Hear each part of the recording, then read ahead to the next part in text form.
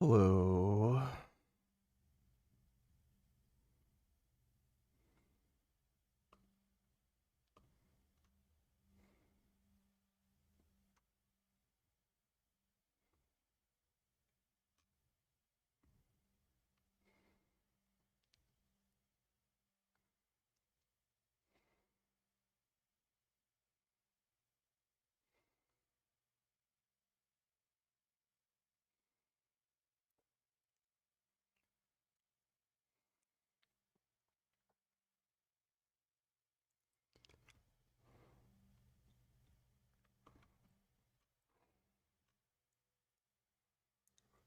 Oh yeah, Frank Tufano.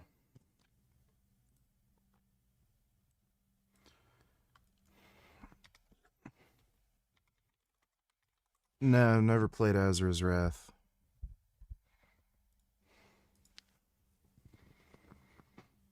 Oh my god. What in the fuck? Here's how you bone smash in the most effective manner. What you want to do is realize that the swelling It's comical that these looks maxing grifter clowns were talking about how important your IQ is and then go and tell people to hit themselves in the face with a hammer. Like, I hope these people aren't being serious because how high of an IQ do you need to understand that it's not possible to evenly distribute trauma? If there was like some type of machine that could perfectly do it, maybe, but that's why there's implants where you can actually design and place the specific amount of millimeters of tissue in different parts of your face, and there's obvious risks to that as well. But there's no legitimate before and afters of this bone smashing stuff outside of people just becoming leaner. And again, you cannot accurately evenly distribute trauma to the bones of your face to simulate symmetrical growth. It's a really Who would have figured Frank would be smarter than Face IQ on a topic?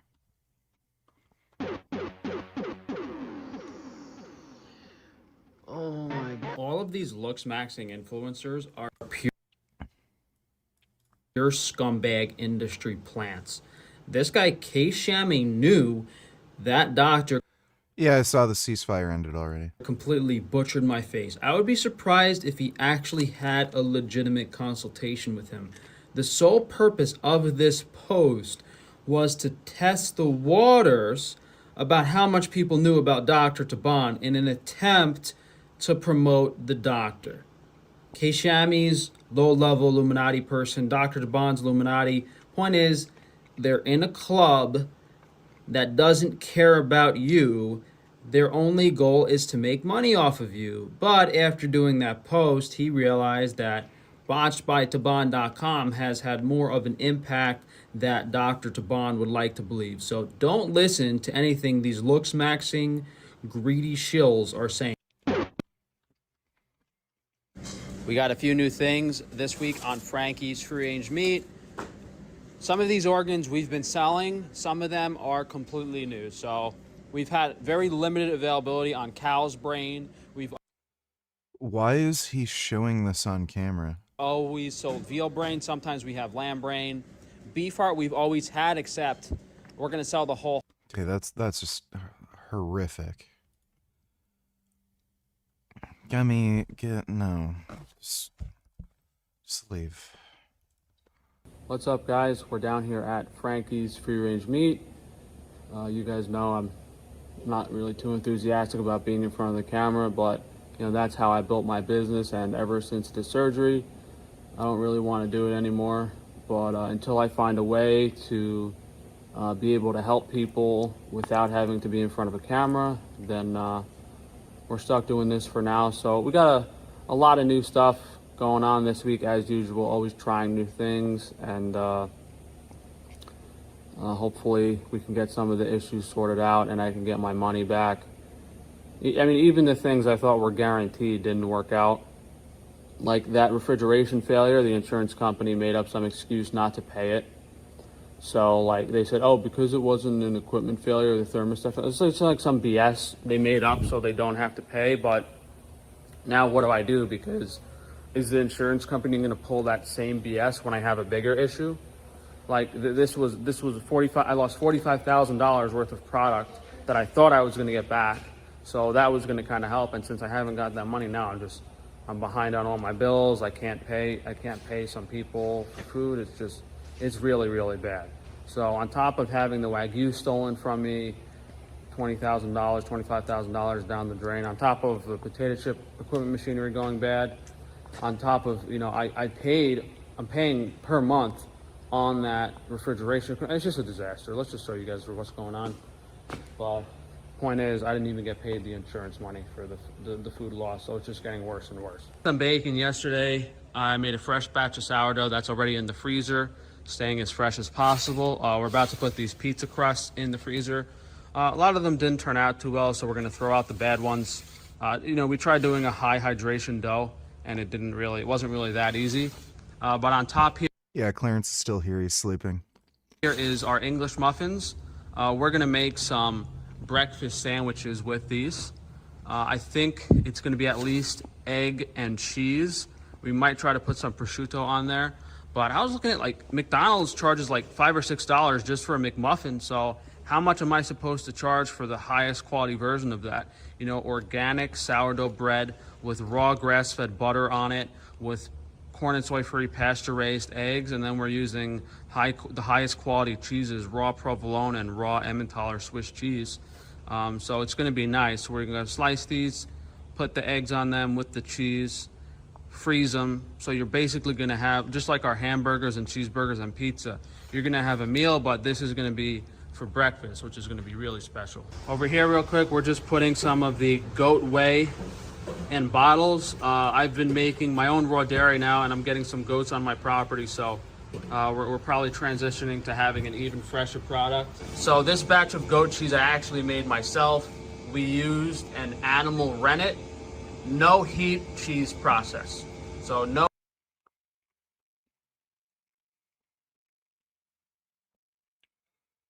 We already watched this, didn't we? Did he re-upload this, or... Because it showed I didn't see it. Yeah, we already saw this.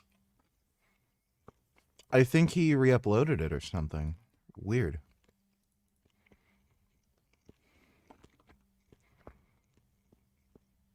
That's really weird.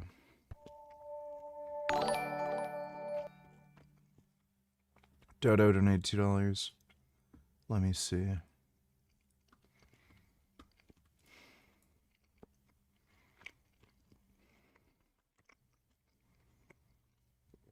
Palestinian American took her black friends to the West Bank to volunteer. Palestinians called them monkeys and slaves during the trip. When they complained, she defended it, saying they should just accept the abuse. Yeah. For me to admit, because I was so excited to go on this trip with Black Americans, because I was always under the impression that Black people will be our greatest allies because they understand more than anybody what it's like to live under occupation, what it's like to be oppressed and racially What a fucking retarded, racist thing to say.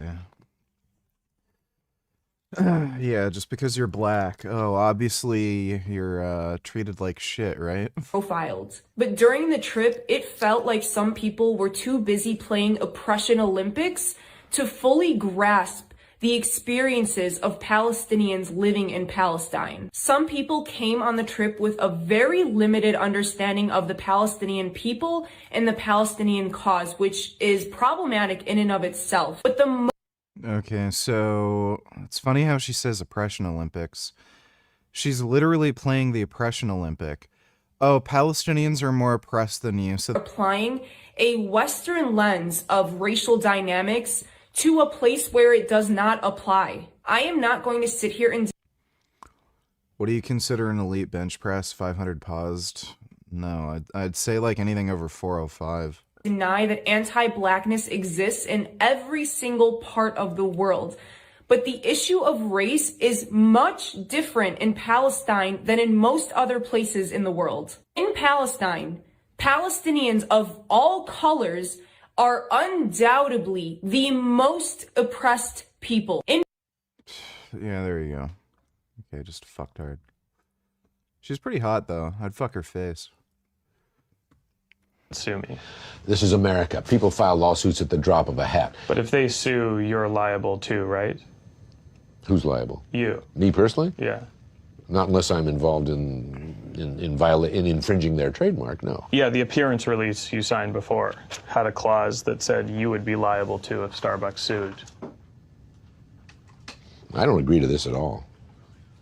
I do not agree to pay all legal fees and damages, legal action, because I have no control over what's being released. Well, why did you sign that then? Yeah, I signed it, and I signed it because I didn't have a chance to read it, and I But thought you're a it was lawyer, just... don't you read things before you sign I them? do read things. I try to read things, but you wanted me to shoot, and I glanced at it, and this was my mistake. I'll acknowledge that. Okay. Well, you signed it, so I guess you can give Well, that back. I'm not going to give it back because I'm going to... Well, I handed it to you just to look over, but you already... No, I'm not going to give it back to you. I'm protecting myself and, frankly, you from a nightmare. Well, I you would never signed accept it. that. We have you on camera signing it, so it still holds up in court. You don't have me on camera signing it. Yes, we do. What kind of lawyer am I? I'm signing shit I haven't read.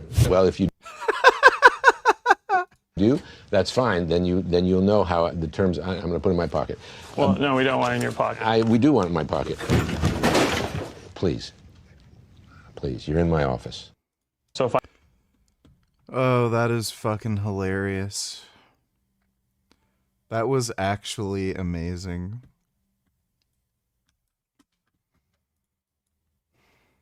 I can convince you that Islam is the one true religion and every other religion is false in 15 seconds. And I just found out about this right now. It is absolutely crazy. The words man and the words women are both mentioned 23 times in the Quran, and we have 23 chromosomes. The word land is mentioned 13 times. That is not true. And the word sea is mentioned 32 times. That's exactly 71% sea and 29% land, which is the combination of the None of these things are true. earth. The word day is said 3. Okay. Somebody must have told him this. I'm assuming. Where is the Jihadi Memorial Corner honoring senior members of Hamas? Yeah. Right. Oh my god.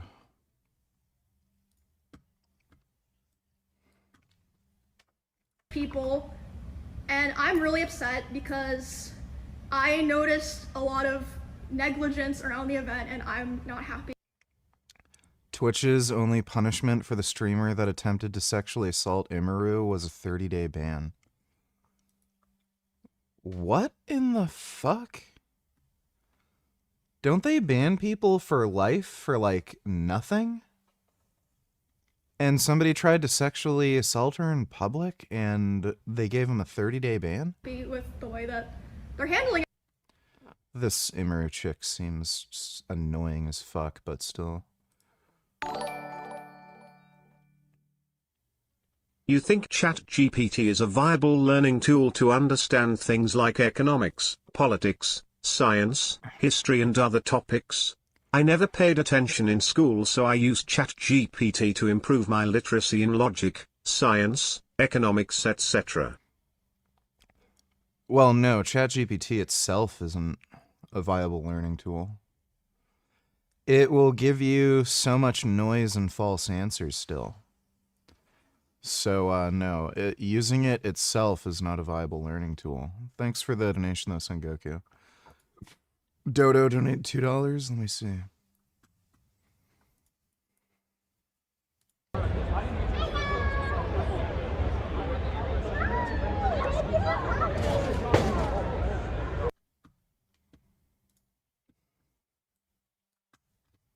It's partially a result of settler colonialism that all of us can become New Yorkers, that all of us can settle into the city.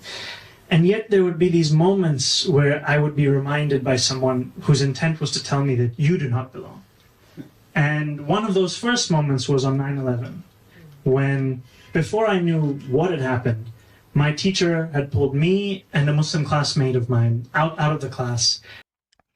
Wasn't there a Pew Research poll where like a huge percentage of Muslims supported the 9/11 terror attack? And told us that something has happened and you may be bullied. And I want you to tell me if that happens. And frankly, I was lucky because most Muslim students in the city were not given that kind of care from their teachers. And yet in that moment, I realized that I was not simply another classmate in a middle school. I was distinct. And there was a marker of that distinction on me. And it was something... This dude's just gay as shit. Don't give two fucking shits about anything he has to say. Asking a question. No. He's getting... You have to listen to me. Just had one more question. Go ahead.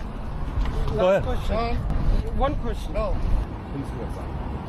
Don't listen to him. He's trying to manipulate you. Neither one of us are fighting. You're being more confrontational than we are. You're trying to confront this man and force him to go inside, officer. You're violating our free speech. That you are trespassing from the property of the church. You see this? This man right here is threatening to trespass this Muslim right here because he's talking to a Christian on a sidewalk. You see that? On the property, you're going to go to jail for trespassing. Uh-oh. Listen, come here. Please, just... Yeah, don't let Muslims in. Representative-elect Adelita Grijalva. As soon as we get back to legislative session, when Chuck Schumer allows us to turn the lights back on. Why haven't you done it already? Because this is the way the institution works. I'm following the Pelosi precedent, by the way, when my dear friend from Louisiana, Julia Letlow, was elected to fill the seat of her deceased husband because of COVID. Nancy Pelosi took 25 days to swear her in. By the way, are you saying? Let me stop you. Are you saying that Nancy Pelosi refused to swear her in earlier? No, I'm saying that's my very point. Is this is the normal my process. understanding is that was the date that actually the representative-elect Letlow at the time requested. She had obviously her. Okay, here's some more examples. Okay. No, but wait a minute. You mentioned the Pelosi precedent, but Pelosi didn't delay that. Let me give you more of the Pelosi precedent. Okay. And what about the Johnson precedent? Because you swore in two Republicans the day after their election. I'm happy to answer. Pelosi precedent. Pat Ryan, Joe Simplinsky. They were elected during an August recess. So 21 days later, when the House returned to... I like how these people just get fucking exposed. regular legislative session, they were administered the oath. Yeah, Clarence and I trained today. That's what we're doing. We're not in session right now. Alex from Alpha Destiny also came over, and we all had a workout. Alex was filming, and Clarence filmed some stuff, too. Grijalva was elected after the House was out of session. As soon as we return to legislative session, as soon as the Democrats decide to turn the lights back on so we can all get back here, I will administer the oath on the first day. You could swear her in tomorrow, right? No, not tomorrow. No, we couldn't. We wouldn't. There was an exception for two Floridians earlier in this Congress, but the reason was they were duly elected, they had a date set, they flew in all their friends and family, and the House went out of session. So if she flies in friends and family, then we don't have a date set. She was elected after. Okay.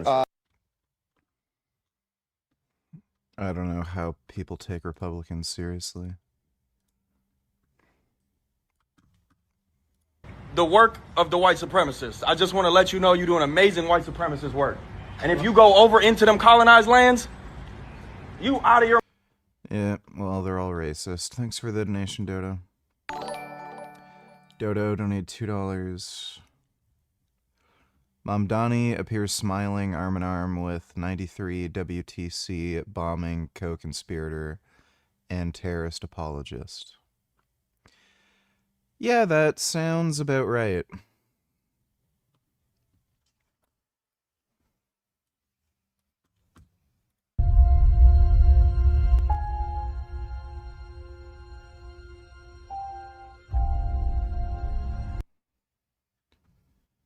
Retarded. Zelensky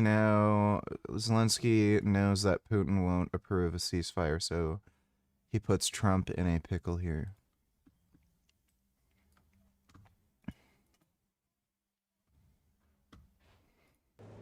For our nations and for such circumstances where we are and what we have and against such big country which is against us, I think we have to stop where we are, and he is right. The president is right, and we have to stop where we are.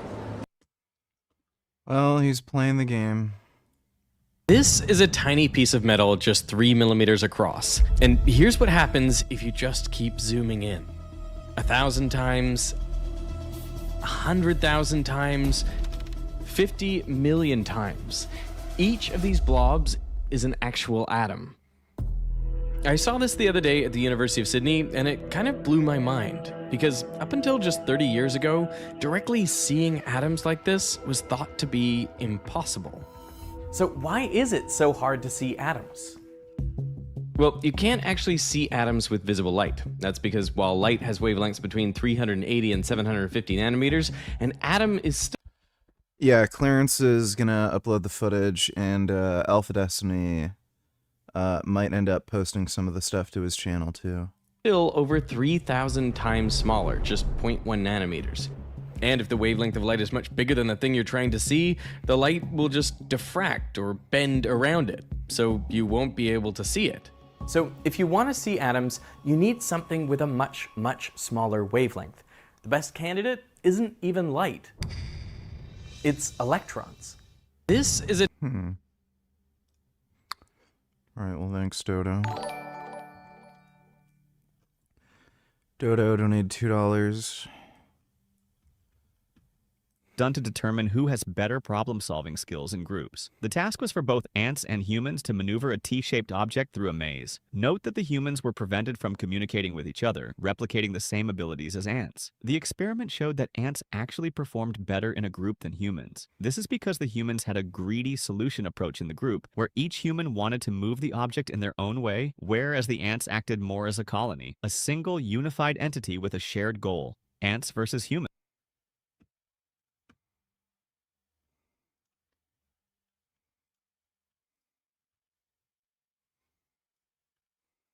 Now that Hamas has taken over again, they're, what? Shooting everybody. Shooting everybody. Where are the protesters? Suddenly the keffiyeh-wearing college kids are very quiet. Can't be found, yeah, can't be found anywhere. This is okay? It's just amazing, the asymmetry of what goes on. Have you noticed that now that Hamas has taken over again, they're, what? Shooting everybody. Shooting everybody. Where are the notice that there's... Well, yeah, I mean, we all know why. Morning, Mr. Mamdani. Mr. Mamdani, you have anything to say about your relationship with Imam Wahaj? Come on, man. Mr. Mamdani, anything to say about the Imam? He said some nasty stuff. Does it bug you? Anything. Yep. Zoran Mamdani smiles at the woman responsible for making being gay punishable by death in Uganda. On the right, Zoran Mamdani smiles with an unindicted co-conspirator in a terrorist plot that killed 6 New Yorkers. Yep. That's what he does. Why are women such immature children?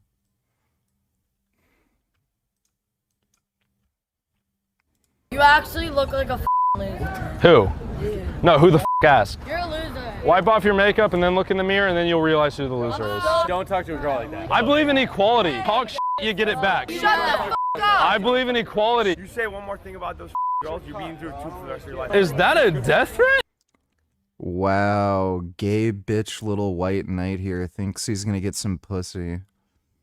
You talk to those girls like that, I'm gonna hurt you. Yeah, right, dude. This fucking little twink can't even do 10 push-ups. What a fucking loser. Is that a death threat? Wait, what's happening? I'm gonna be the judge. He's talking to these girls disrespectfully. What did he say? So she called me ugly and I said just because you have 10 bodies doesn't make you a 10. That's fair game. Fair game. Listen, they try to put on for the whole... You actually look like a Yeah. Fucking gay-ass simps. Thanks for the donation, Dodo. As a long-time dirt rally fan, I'm genuinely intrigued about to Project Motor Racing showing off... So wait, what? You're getting a roommate? Tell my nosy butt everything that you feel comfortable sharing. I'm really curious. Well, Isaac, ask yourself, is moving in. So he's moving in at the end of the month. But thanks. That's really all there is to it. But thanks for the donation, even though. Appreciate it.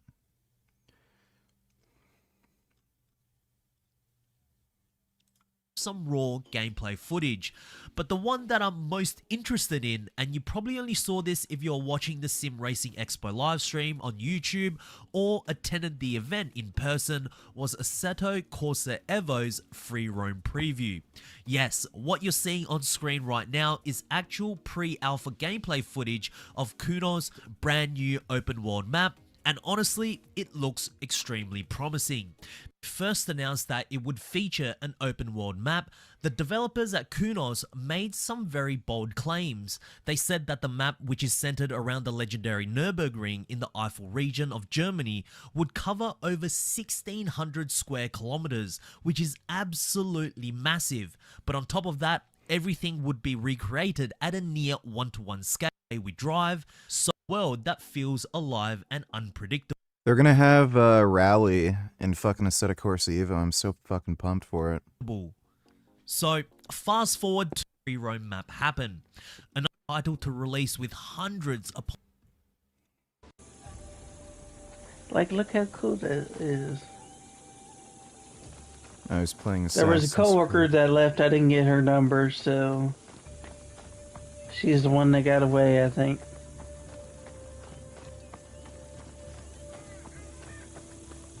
And some people are telling me don't go chasing coworkers, man. Been there, AP. But other than that, 10 years working at that place, I'm happy.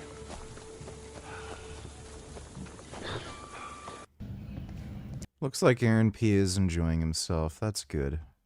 Hello, everybody. Welcome or welcome back. If you're new here, my name is Hannah. I'm an IFBB. You know, I gotta say, her voice actually is really sexy. Kind of like how she has the rougher voice due to steroids. It's kind of hot.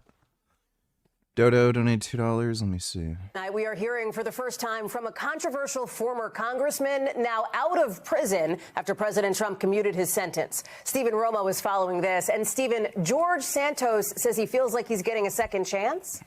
Yeah, Haldy, today.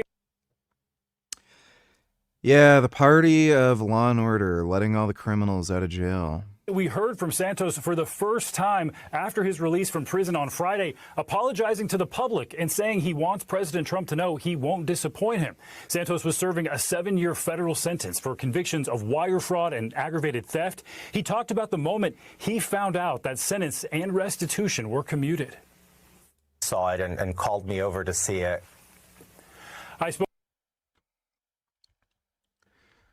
Well, that's a shame. If you hear people talk about the Israeli-Palestinian conflict on both sides, they'll go back like 2,000-3,000 years about who has rights. On the Tucker Carlson interview, Putin was talking about things that happened in like 500 BC. So the big achievement is just like, look, the past is the past. Whatever the borders are right now, we're gonna enforce those. We don't care who like claims to have rights to it because of what happened in 1700s or something. That is modern international law, and that's the problem with what his magic he's working on Ukraine, is they signed multiple times at the breakup of the Soviet Union and then afterwards what Ukraine's borders were, and they're violating all that.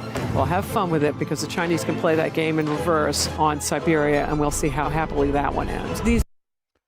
Yeah, they probably will. Disputes go back forever, and it's like musical chairs. We're now freezing. Whatever chair you're in, that's it. And it turns out that those countries that focus on territory of ripping it off from someone else, it's negative sum. You're going to fight over it. You're going to destroy it in the process. And the Europeans are a great example to us all of just calling.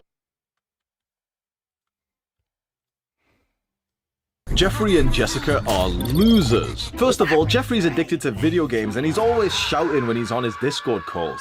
Every time his father walks past his bedroom, he drops his head in shame.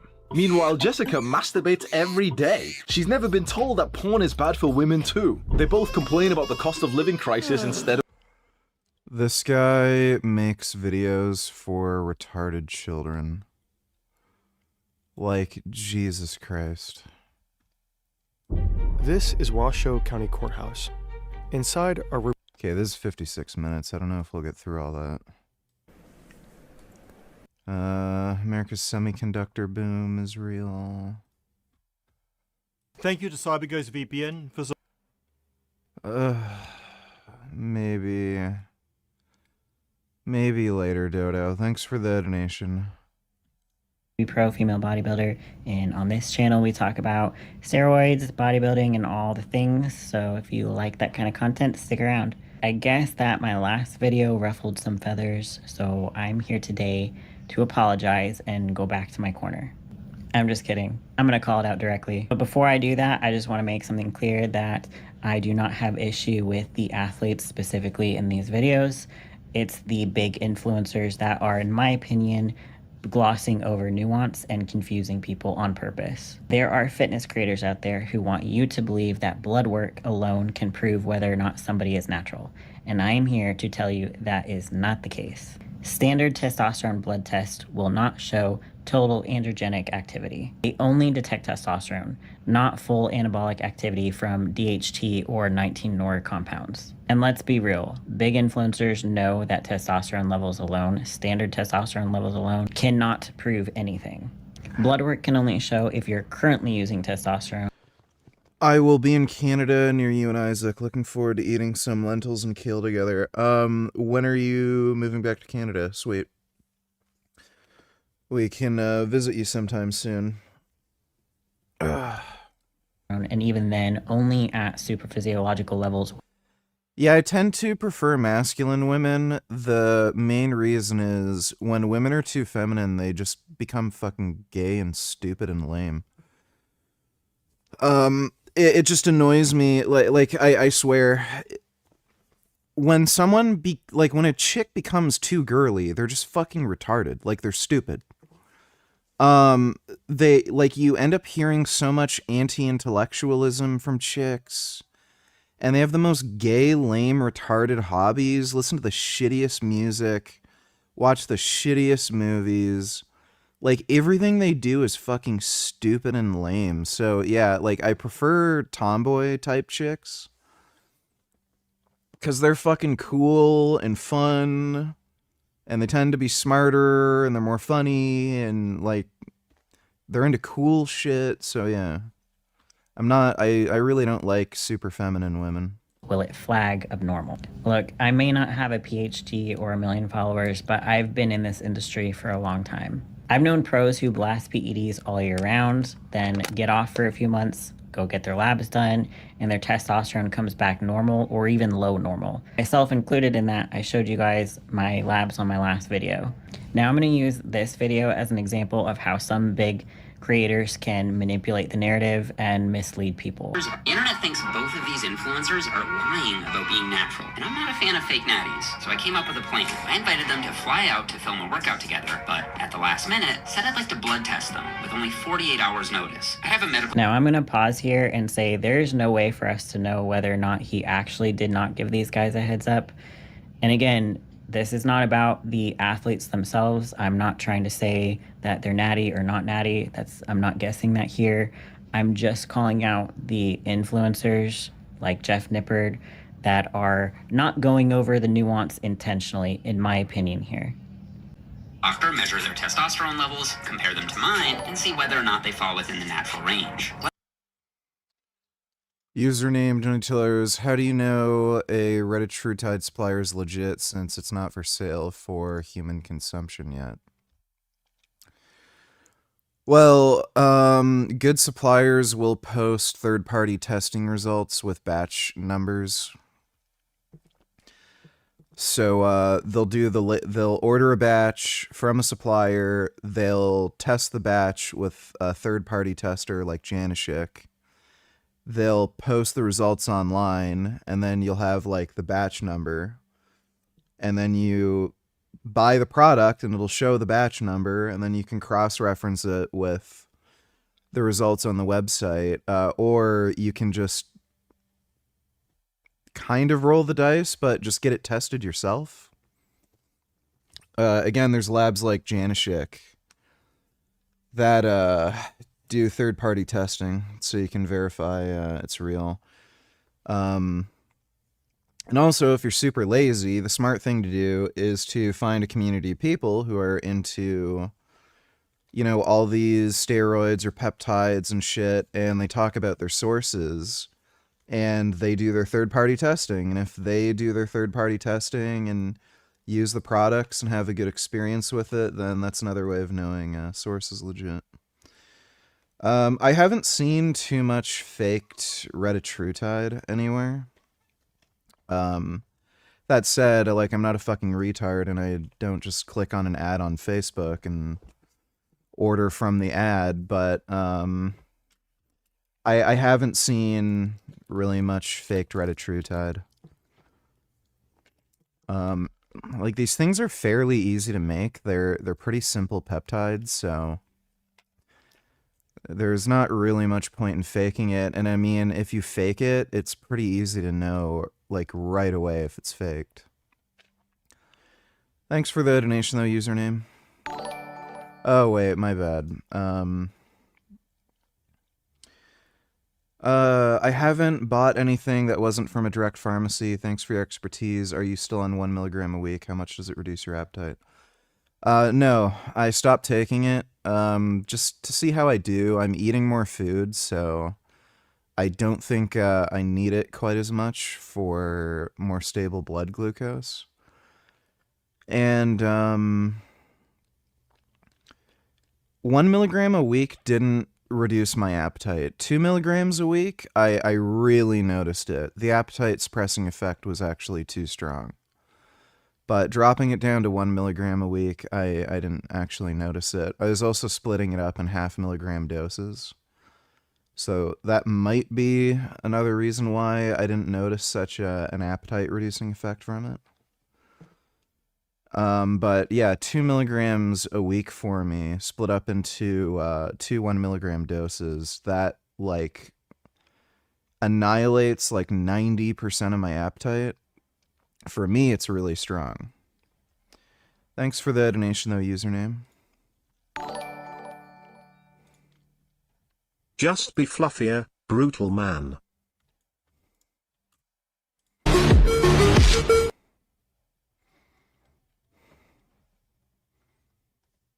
Those are nice kitties.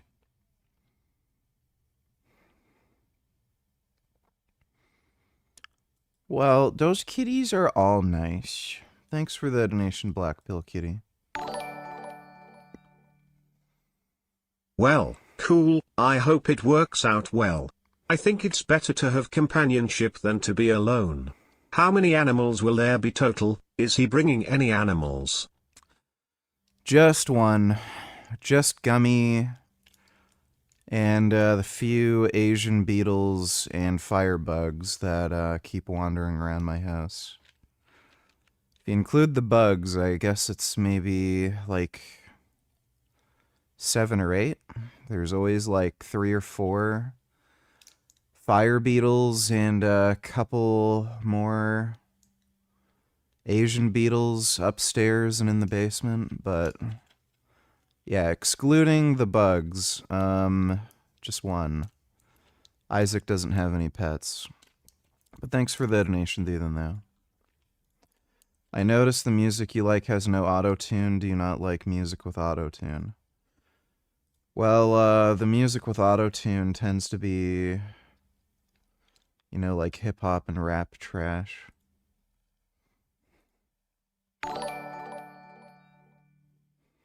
Is this physique achievable, Natty?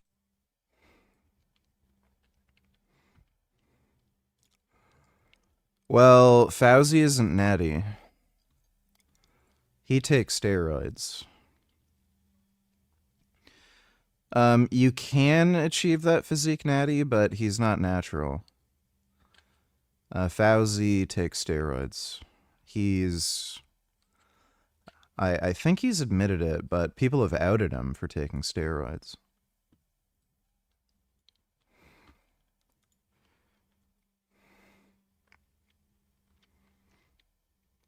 Yeah, so he's on like a TRT dose here. I can guarantee you. What I am looking like, and I am hyped as ever. About to head to... Again, thank you so much. Yeah, so he's not natty. Thanks for the donation, Sneed. Bro, Khalistanis are going to hold a referendum in Ottawa in November. Do you think you'll go just as a unique experience?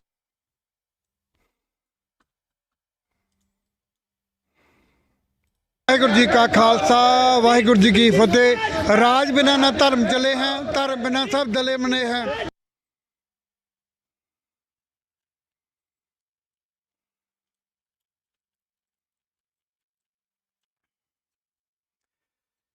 Yeah, I mean, I would have to. That just seems absolutely bizarre. This is such a bizarre set of circumstances. November 23rd. Okay, I'll have to actually attend that. Thanks for the donation, Skur. I don't know why, but my arms to my perspective feel small. I have 16-inch arms, no pump, natural, and people say I have nice arms, but I don't see it. Well,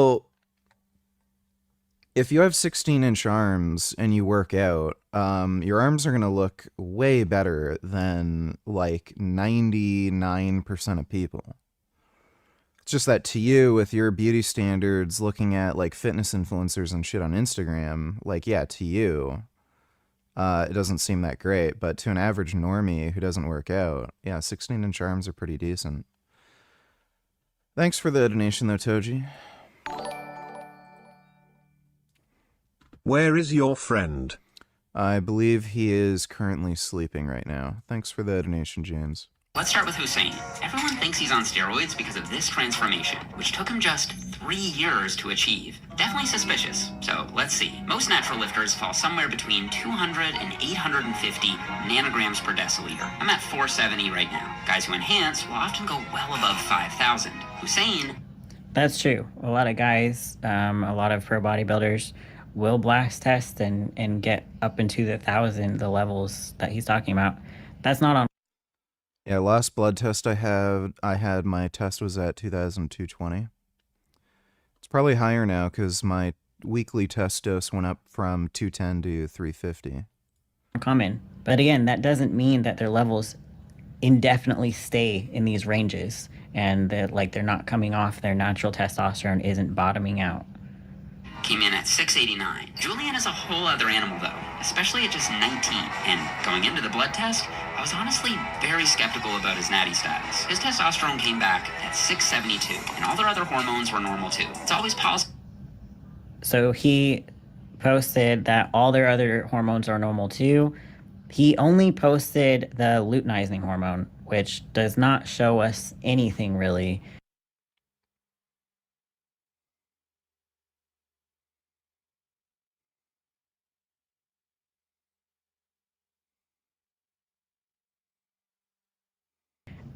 Why not show if he did all of their hormones, why not show their estrogen levels? Why not show their kidney values? Why not show their... Well, that wouldn't mean anything. If you're just on test, it's not going to affect your kidneys. Is this a biological man or a woman? This is a woman who took steroids. Thanks for the donation, James.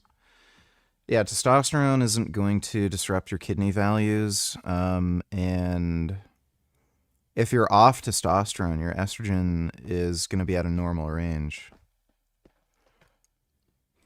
IGF-1 level. Harry Squatter is sleeping right now. Sus to me. Now, if there's a longer video on this that I have not seen, somebody correct me. To me, this is a very misleading video, and that, again, is my opinion. Someone used in the past, but Julian wants to be Mr. Olympia one day, so if he really is natty now, we might look back on his physique and think maybe he just was 1 in a billion. Okay, the internet... And I'm not taking that away from him. Maybe he is 1 in a billion. Who knows? But I am saying that, Jeff, this is not an accurate way to tell if somebody is natty or not. Now, again, I can't say whether or not these guys are natties. Either way, their physiques are incredibly impressive. Standard blood testosterone tests do not prove natty or not. Now, we're not talking about WABDA here. We're talking about standard blood testosterone tests. And I believe that is what he had in the video. He had a doctor come in. Well, the thing is, too, you can take something like enclomiphene, which will boost your testosterone, and it won't affect your LH or FSH. And then you can come off and you're just normal. So it's, yeah, so these tests don't really prove anything. You know, they're just silly. Now, it might sound smart, it might sound scientific, but it's completely misleading, and here's why. The timing of when you get your blood work done changes everything. Someone can be on blast 6 months ago, recover, test clean, have normal testosterone levels, and still have residual muscle, residual strength, even visual fullness from their previous use. I mean, again, I'll reference myself in the video that I made last. Yeah, but especially if they're a dude, like they're gonna look different. They're gonna shrink. Standard testosterone blood work as proof of being natty is like. Do you think you're stronger than Juji Mufu now? No, I don't think so. Yeah, I'm pretty sure no. I could probably bench 410 again. But I'm pretty sure Juji benched a fair bit more than that. I was doing a workout with Alpha Destiny, and I had actually planned to bench 305 today. But Destiny put on 3 plates, so I figured I'd just, you know, use the weight he's using. And I got 8 reps, which is 1 rep shy of an all-time PR. What is her name? Is she a BB? Yeah, her name's Hannah Hussein. She used to do competitive bodybuilding, but she stopped. She still is like a pretty muscular chick. I think she's cute. I like her voice. Wonder if she has any nice butt pics here.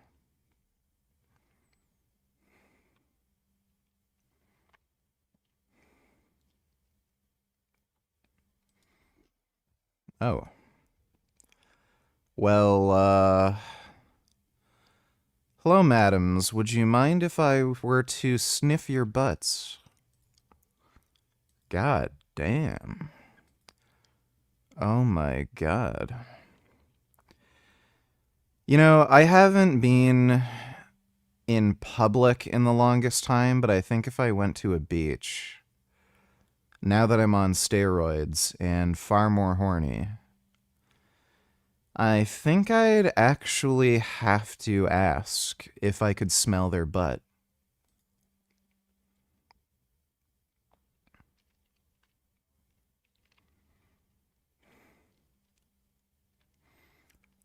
Fuck me. They're actually cute. Oh, fuck yes. Does she have an OnlyFans? Yeah, I want to sniff.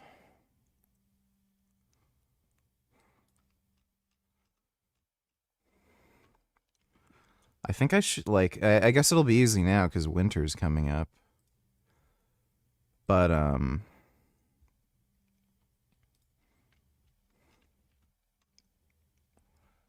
OnlyFans, there we go. Well, like using a single screenshot to explain an entire movie. It tells you nothing about the full story. And here's what a lot of influencers are not telling you.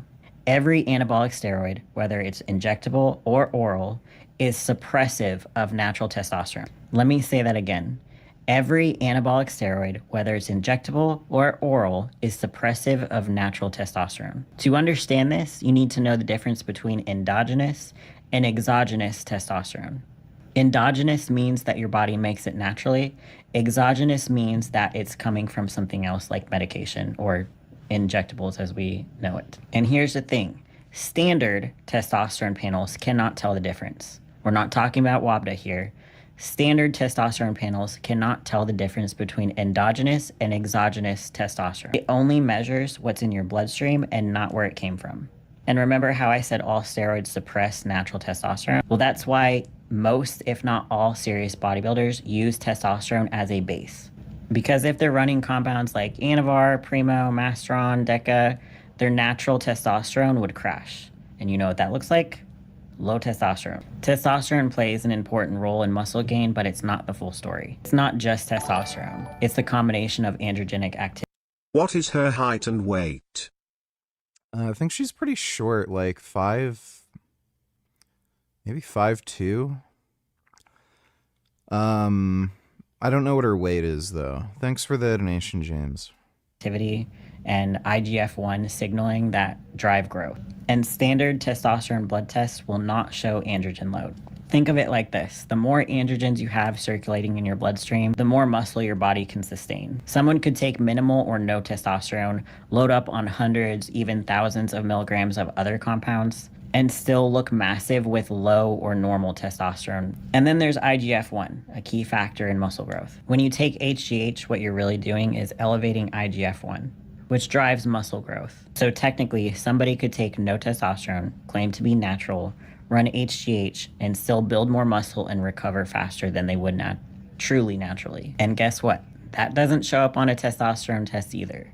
But what's more likely happening when we see influencers especially showing proof of being natural by showing their blood testosterone results is that they have either came off of super physiological levels of testosterone or they're...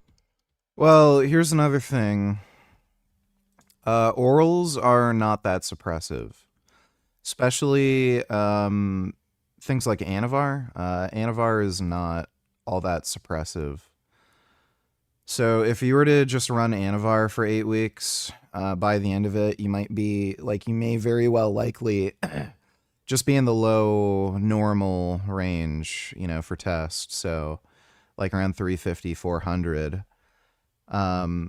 So yeah, short-acting compounds, even test propionate, it's not that suppressive. And, again, there's SARMs. There's things like enclomiphene that will raise your testosterone and keep your FH and, FH? It'll keep it high. And other SARMs, too, are not that suppressive. They're short-acting, and they'll get you some gains without really suppressing your test. Do you think Mike Israel's wife is attractive? Well, she looks fine. I wouldn't see her in public and be like, oh, damn. But, she looks fine. You're taking compounds that are not going to show up on a testosterone panel anyway. Now, I know this is a lot of information, and honestly, we've only scratched the surface.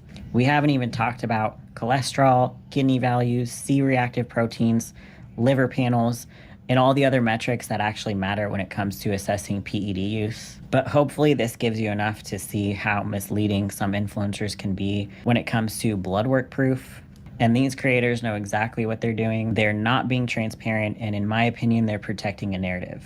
And that's the real issue here. The moment someone uses blood work as proof of being natty, they've already shifted from transparency to performance, in my opinion. Because if your goal is education, you'd explain the nuance. But if your goal is influence, you'll manipulate the narrative. Yeah, I mean, I think Jeff figured since they were doing the test on pretty short notice and everything, good enough. But yeah, you can, you're not going to expect them to travel with some of their drugs. And if they're taking enclomiphene, nothing's going to show up out of the ordinary. And that, again, in my opinion, is what it's really about, influence. A lot of these creators want to hold a moral high ground, so they weaponize science while ignoring how PEDs actually work in the real world. But those of us who have been around, we know. This industry is built on smoke and mirrors. But in all honesty, guys, you don't need to pick sides. You just need to question influencers with agendas, even when they sound smart. Sir Frank Blaha Greg Sfarage $20. When I was in school, these jingles were supposed to deter kids from drugs, but were so catchy. Kids sang them nonstop. I want to talk to you about a dangerous drug that many people say. Crack is smoked, and the drug reaches the brain within seconds. And what you love, but it's it's really insane. You could die. What are you thinking of? 'Cause nobody's needing that crack and cocaine. You know, it's funny, like, what's funny too is by the time a kid is a teenager and you tell them, you know, this is really dangerous and you could die, that probably only makes it more enticing to try it. Just because, like, again, it's just like men have more risk-taking behavior, and there's also this like weird thing where it's probably biologically inset. The hypothesis is men will deliberately do things that are unhealthy or dangerous or highly risky, knowing that it doesn't have any real, you know, benefit for them. But them being able to do these things shows that they have like robust genetics and like they can withstand, you know, certain like unhealthy behaviors like cigarette smoking, and like men are competitive and stuff. So they'll also do some of these like, you know, things like with drugs, like I can do more drugs than you. So those anti-drug PSAs were just so fucking stupid. Look at me, busy as a bee. Where'd I get all this energy? Oh, meth, meth. I don't sleep and I don't eat, but I've got the cleanest house on the street. Oh, meth. I don't think crystal meth makes you clean your house. Meth. Get these hairs all out of my face. Get these bugs all out of my place. One more hit, no time to waste. Oh, meth. That is one of the stupidest fucking commercials I've ever seen, or PSAs I've ever seen in my life. Who the fuck got the idea that crystal meth, do people who work as cleaners, are they on crystal meth? Is that why they're so quick and efficient at their job and they chose cleaning as their profession? Because intelligence without honesty is not education, it's manipulation. And that's why Auntie Hannah is here to clean this shit up. Just kidding. At the end of the day, you guys, you decide what's important to you. And if you want to be a fitness influencer or you want to step on stage, you're going to be going up against people who are using PEDs, plain and simple. I probably ruffled even more feathers, and that's okay. So there you have it, guys.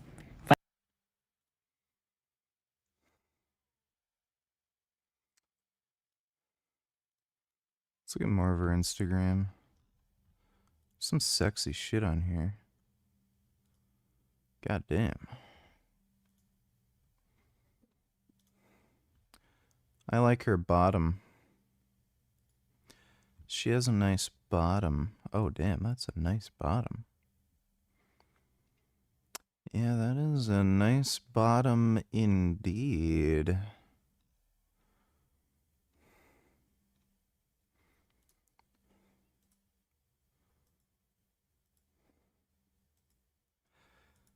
Yeah, she's cute.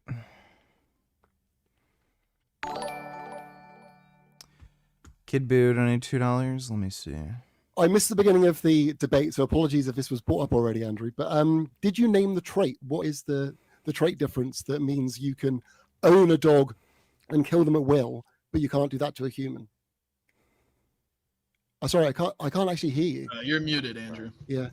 Why ask me such a question when you yourself believe there is a trait if you value human life above animal life? Well, the thing is, I value the fact that we're sentient and animals are sentient, and they're Like, it's 2 years ago. Who cares? Thanks for the donation, Kid Boo. Yeah, I like her derriere. She got a cute butt.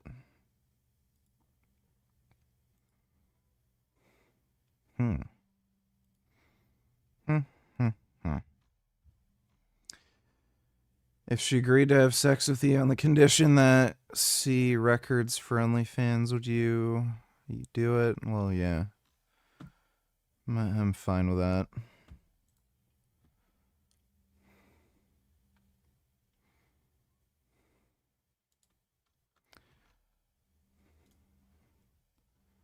Yeah, I like the butt shots.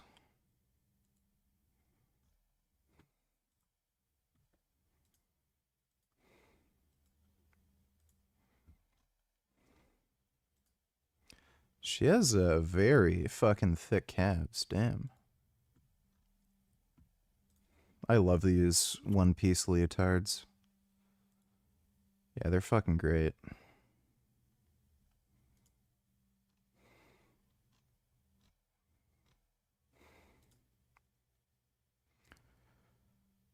Look up Shanvalier Fitness. Yeah, I've seen her before. She's not quite my type, but you know, she's all right. She's cute. She's just not really my type.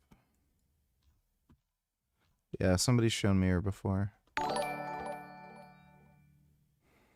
What's up, dude? Speaking of drugs, have you seen this? Also, what type of HGH is good for injury repair? Thoughts on CJC 1295 DAC? I recovered from food poisoning, thanks for asking.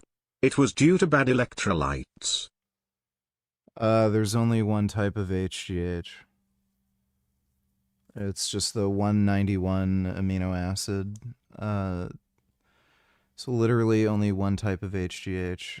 I've never used CJC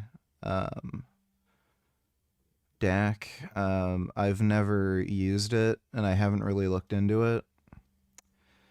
Recovering from food poisoning. Well, if you have like stomach issues, like you'd want to use oral BPC.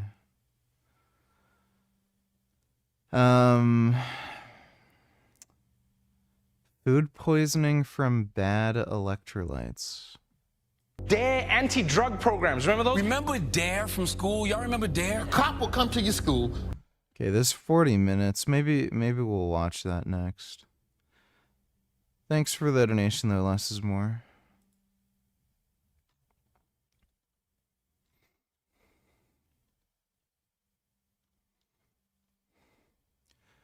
That'd be hot if she does some good girl stuff for OnlyFans. Yeah, she's cute.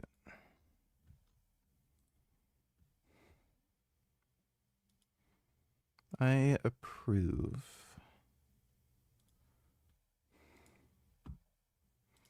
Oh shit.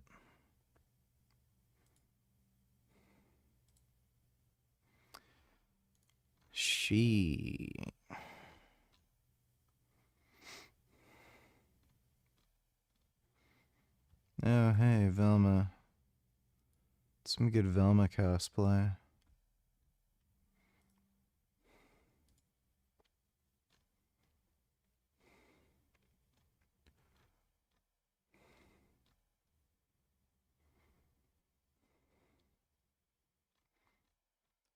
Yeah, chicks who use steroids are pretty hot.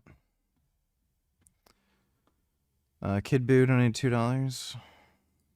Nobody wants to talk about this. It seems like you're worried about who is controlling the vote, essentially, in the propaganda. Yeah. How is that connected to universal suffrage, though? Without universal suffrage, if you had a much smaller voting pool, this didn't really work. Once you have this huge voting block, everybody gets to vote. Every person out there, whether they know about the issues, whether they understand how the government works, they could be completely ignorant, they still get to vote. What this creates is an electorate that can be easily propagandized. So it just becomes a popularity contest. So like famously, John F. Kennedy was elected not necessarily because he had the best campaign or the best ideas, but because he participated in one of the first televised debates. And Richard Nixon looked very sweaty and very nervous. He wasn't as attractive. He wasn't as good looking. John F. Kennedy's younger. He's good looking. He's tan. So now what most people vote on is just, oh, I think this guy's mean. So it becomes not about the ideas and not about who's most qualified to govern. It becomes a pop culture thing. Yeah. Like, I think everybody would agree that only competent people should be allowed to vote. The issue is how the fuck do you set up a system to test competency?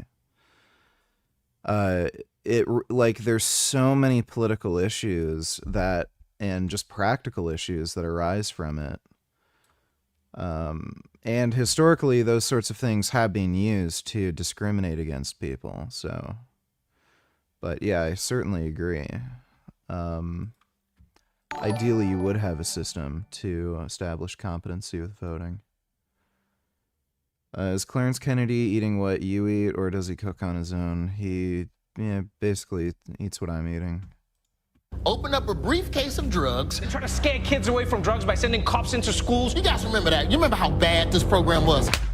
This is the 2001 Board of Directors for the DARE program. Before I show you who's on it, I want you to ask yourself, who would you want running DARE? Maybe social scientists or educators. These people are going to wield the power of the police and shape how millions of children view drugs. No, standard IQ test would not be good enough.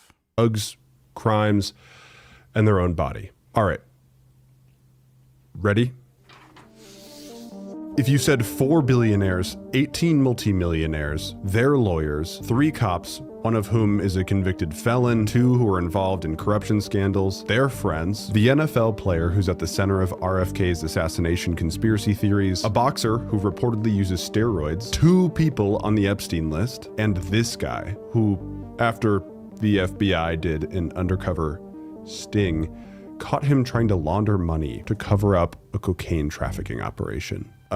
If you said that, then you'd be right. The DARE program it's nonsense. I mean, we can be honest about it. By 1995, DARE, or Drug Abuse Resistance Education, was in 75% of all American school districts. They sent thousands of police officers into tens of thousands of elementary schools to teach 10-year-olds to say no to drugs.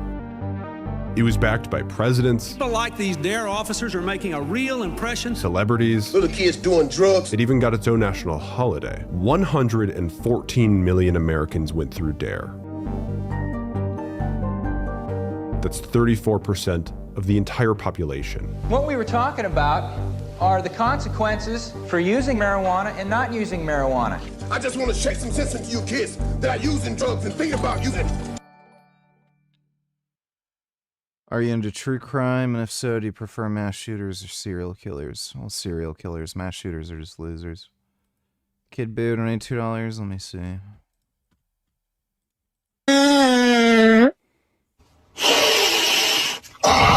Smells like my size. Tight, squishy, and most likely well. Great. It's kind of annoying.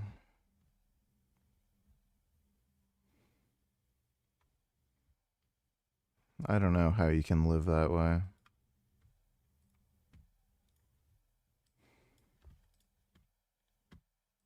4 types of men who pay women to sleep with them, and I've been with them all because I was a provider of that very service for 6 years. None of these 4 types of men are what the stereotypes suggest. Let me share them with you. Number 1, men who fear rejection. These are men who crave connection, but they feel too anxious, too unworthy, or too socially inexperienced to risk being turned down. For them, paying isn't about entitlement, it's about safety. A guarantee that someone will say yes without fear of humiliation. Number 2, men who lack intimacy, physically and emotionally. Plenty of my clients were married, but over time, the intimacy in their relationships dried up. Sometimes they hadn't been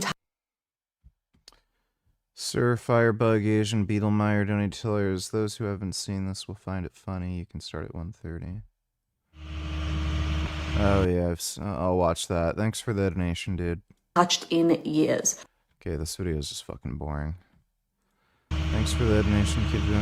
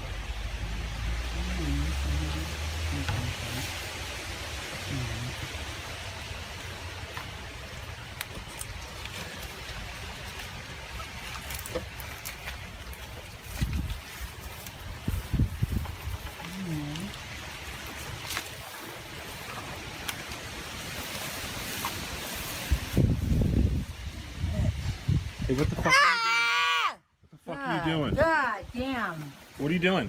None of your fucking business. What Why are I'm you fucking reaching? doing. Why are you reaching under my fence? What are you talking about? You're reaching your hand under the fence. I'm taking the fucking dirt out of the fucking fence. Do you mind? It's my side of the fence, okay? No, it's not. You're Get reaching under my. lost. Hey, you know what? Get lost. Stop talking to me. Hey, you know what? Stop talking to me. You're not- Stop talking you're to me. not supposed to Stop be on my talking to me. property. Stop talking to me. I'm not on your property. Obviously on my mom. You're reaching under my fence. I'm doing what I need to do. It's none of your fucking business what I'm doing. You know what? I told you before. If you come on my side of the You property, never told me nothing. Get I'm the gonna fuck call. away from me. I'm gonna call the cops. And Get the fuck away from me. guess what? I'm gonna call the cops. Get away from me. Get away from me. You Get stay away o- from me. you Get stay away over from me. there. Get away from me. Get away from me. I'm tired of you fucking molesting me. Tired of you fucking accosting me. Oh, really? Tired of you. Yeah, you're fucking always on me. Leave me alone. You're always watching what I'm doing. You're fucking a pervert. You're on I my swear to side of God, the fence. you know, I'm on my side. Get the fuck away from me. Stop talking to me. You're being creepy over here, so stop Stop it. fucking talking to me. And do what I fucking want. I'm not fucking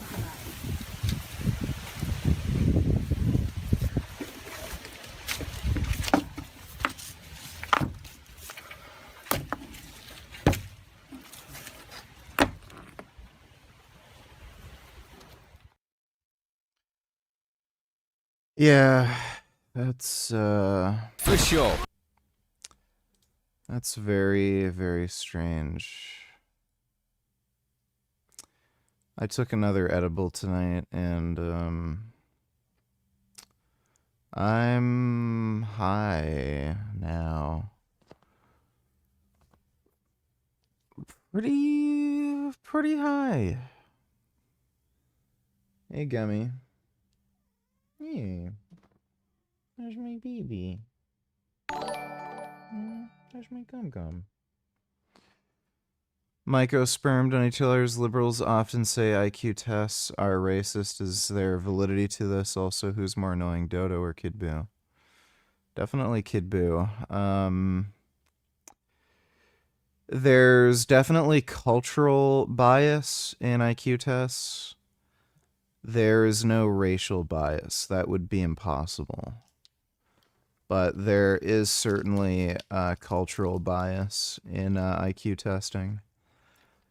They're also just not very good tests for testing intelligence. I think what you'll really find with IQ tests is they're good for picking out retards. So if you're mentally disabled, I think they're good for testing that. And I think they're good for testing more specific kind of skills. So, oh, you're really good at math. You're really good at memorizing things. They're not actually going to really test your critical thinking skills, though, which I think is the main thing people really consider when it comes to IQ. And, yeah. So, like, I've known people who've scored extremely high in IQ tests. They're some of the dumbest motherfuckers I've ever come across. I remember there was a kid in my elementary school who was in a gifted program. He scored like super fucking high IQ. I think it was like, you know, high 130s, and he wouldn't stop talking about dicks. Just constantly, every fucking conversation. Like, he'd have dick or cock in every fucking sentence. I'm not even kidding. And he'd draw dicks all the time. This kid was just fucking obsessed with dicks. And, like, my friend group, we swore all the time and shit and, shared nasty jokes and all that. But we were so fed up with him talking about dicks. It was, like, weird. And we were getting uncomfortable. And, like, we literally told him, like, can you stop fucking talking about dicks? So, thanks for the donation, though, Mycosperm. So remember, don't. And then we found out that it didn't work. Cheers. Cheers. A while back, Mia and I were talking about the DARE program. Because genuinely, what the fuck? Specifically, how bad its failure was. Some studies, like this one, found that DARE students were more likely than non-DARE students to experiment with drugs. Yeah.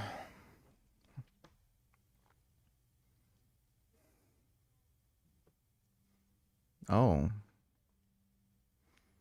Hey, Gummy. Got a cat here. Do you guys see this cat? I think you could see his cat butt. This is a good cat butt. Cat butt, cat butt, cat butt. Oh, gum gum. That's nice. Oh, that's really nice. Oh my goodness. Oh my goodness. This cat is so nice. Oh, he's so soft. Dude, it's crazy how soft Gummy is. He is just so beautiful. You know, he doesn't have these like crazy intricate patterns or anything like a leopard, but his beauty is just, it just seems so simple and elegant and pure. Just like this beautiful shade of brown, these very wonderful black stripes that just form such a nice, pleasant pattern. And the white accents on his face and tummy and paws. Just a beautiful, simple, elegant cat. And he has such a handsome cat face. Not only is he just cute and adorable, but he's handsome at the same time. Truly a beautiful cat. He is just so handsome and wonderful. Oh my God. Sir Richard is Highmeyer donated $2. Let me see. I got my shots. I got polio shot, hepatitis A, hepatitis B. I got my malaria medicine. I got motherfucking ass typhoid fucking shot. I got a yellow fever shot. I got motherfucking ass tetanus shot. I got it all, dude. I got like 8 shots in one day. My arms were like fucked. I couldn't even move them afterward, but totally worth it. Yeah, where do you even get hepatitis C? I probably have AIDS. Yeah, they'll have an AIDS vaccine soon. Or, like, treatment. Kind of like syphilis. Thanks for the donation, Sir Richard is Highmeyer. Drugs. Whoops. How did that happen? And then Mia had a question. Everyone knows about DARE.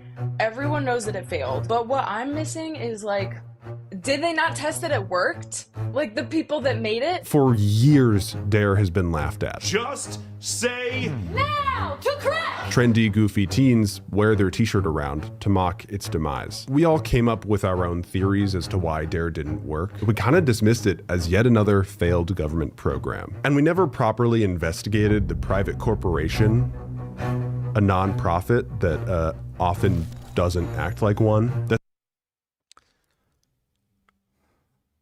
There should be an organization called DARED, or DARD, D-A-R-D. Do all recreational drugs, and it's the opposite of DARE.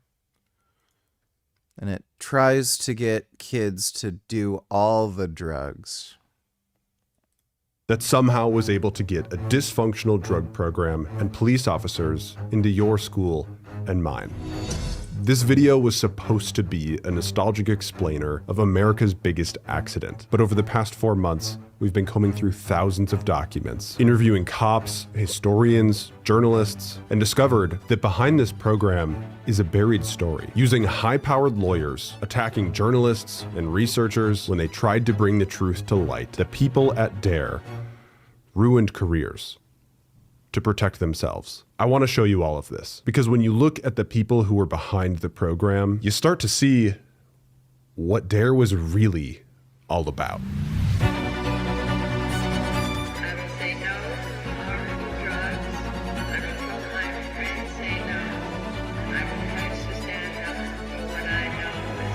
And then 12-year-old kids were like, okay, crack sounds fun. And then all the kids would be like, now I want drugs. Clandestine meeting in the Mojave Desert, illegal guns being sent to the Contras by the CIA. They did studies that showed that it's actually ineffective, in some cases actually harmful. The story that's told is that DARE had good intentions, that they built a program that they thought would work, and it just didn't. However, I quickly learned there's a lot more to that story. After talking with Mia, I went out and picked up this book. It was written by a professor of history at Ball State University, and it's phenomenal. But there's one part that left me with way more questions than answers. So I reached out. In 1983, a group of researchers affiliated with USC just wrapped up a meeting with the Los Angeles School Board. It's not like they didn't have drug prevention efforts going on. The LA Unified School District actually had been piloting a program called Project SMART. The researchers in charge of Project SMART were leaving a school board meeting when a man approaches them. Actually approached the Project SMART researchers. His name was Daryl Gates. And Gates is kind of like, well, what if we can take the Project SMART and just have the police teach it? Having serious objections to police involvement, they said no. But according to one of Gates's right-hand men, if you told Gates that he was wrong, he would crush you. What do you mean? What do you mean by that? Because 114 million kids went through this program. So what do you mean he'll crush you? What do you mean by that? This idea of like, if only they had known, does not apply. They fucking knew? Did they know? So the SMART researchers agreed to share their findings. They had been testing two different approaches. One of them they found didn't work. And they said, we found that this affective component wasn't working. We've dropped it. We don't use that anymore because we found that it was not having the right effects. These researchers had found that it made kids more likely to do drugs. Before it launched. And that's what they told him. The other side of it, what they called peer resistance training, was more effective. It has to be a money scheme, like a money issue. So they wanted to run this expensive program so that they could just get themselves more money. Just typical corruption type shit. What ends up happening, there's no real documentation of why this occurred, is that they kept the affective education component in. So the part that they knew didn't work. DARE kept that piece in. What do you take from that? Is this just a PR stunt? Or do you think there might be other stuff going on behind the scenes? Well, with Gates, there's always other stuff going on. This is drugs. This is your brain on drugs. Any questions? Mac. No, this is drugs. And this is your brain on drugs. Oh yeah. Oh, that's good cat smell. Cat is drugs. Max's book is a phenomenal breakdown of DARE's expansion, its impacts on culture, policing, the nuances of the hundreds of studies that went into DARE. But I want to show you a completely different angle. Yeah. All right. That's right. Oh, no. Okay, so I talked to this guy. He's a former cop, and he was there. Like, he worked directly under the founder of DARE when and where it was created. Okay. And I think the problem is that we all just kind of assumed that DARE's failure was a big mistake. Let me just show you what he said. Why are we doing this program? Because I don't know who Michael Cera is. that's internally, that's what most people thought. So why are we doing this? Wait, tell me more about that. They just thought it was a ridiculous idea. Most people within the departments, everybody said it's not going to work. What? Okay. Marijuana. Oh, was it good? When one of the smart researchers learned that Dare was using the effective approach, he reached out to try to help fix it. But Dare was never interested, speculating that Dare had other motives. Dare didn't need fixing. What it needed was money and friends in high places. Though not technically true, the point still stands. Another smart researcher put it Yeah, it's clearly just a money-making thing. bluntly. Dare had never talked to a scientist until it got into some trouble in 1993. When Dare was already in 52% of school districts, making the question, if their goal wasn't efficacy, what was it? It is truly my great pleasure to welcome Dare to NASDAQ. It's June 4th, 1968. A 15-year-old boy walks into the Ambassador Hotel in Los Angeles. He's there on an assignment for his high school newspaper. U.S. Senator Robert F. Kennedy is in town, and he's giving a speech at the hotel. The boy's assignment is to take photos of it. My thanks to all of you, and now it's on to Chicago, and let's win there. Following the speech, the 15-year-old is following the senator around, snapping photos, when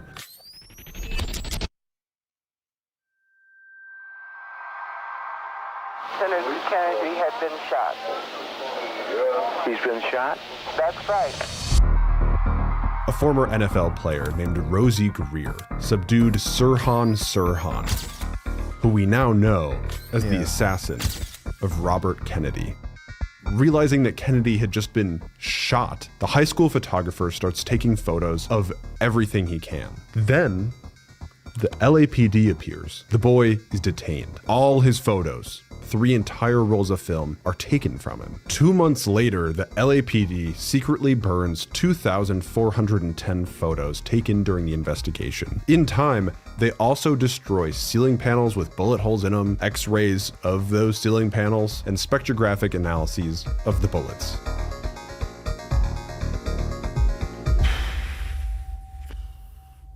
Why would you do that? It's all quite suspicious. During this time, a young officer at the LAPD is climbing the ranks. His name is Daryl Gates, and he was just Saw some pretty old Urals on eBay and watched your video from a year ago, changing the tire. Did you have to change it yesterday or the passenger tire? The rear tire on those bikes wears out super quickly. So you have to change the rear tires pretty often, like, especially with the Duro tires they usually come with. I'd say basically every oil change. Like maybe you'll get an extra 1K out of the tire, but basically every oil change with the Duro tires, you have to swap them out. The Hyde now are more durable, and you might be able to get past 2 oil changes before swapping them. But yeah, the Hyde now tire that I had in the rear, it's just about to go bald. It's already slipping more when I'm cornering. And with like Clarence adding weight to the bike and us doing like some longer distance riding, I didn't want to ride with that tire because while I'm riding, it might go completely bald. So yeah, I had to swap the rear tire yesterday. You have a spare tire on the rack, and it's just a normal tire. It's not like a car spare tire. So I just swapped the spare. That tire change wasn't as bad. The axle wasn't stuck like it was before, but it still took a little bit of work, you know. just in charge of the intelligence division, but got a promotion to be assistant chief. He was a narcissist, and his ego was beyond belief. Gates is about to build an infamous reputation. A man who Pulitzer Prize winning journalists have called egomaniacal and paranoid. He is responsible for the creation of the SWAT team. Oh. And commits a move. I can guarantee you would rather have a world with SWAT teams rather than not with SWAT teams. Especially once the Muslim invasion gets into full swing. they don't make Pirelli tires for the Ural. It takes 19-inch off-road tires. So Pirelli doesn't make anything for the Ural, and it's a specific type of tire. It's a sidecar tire.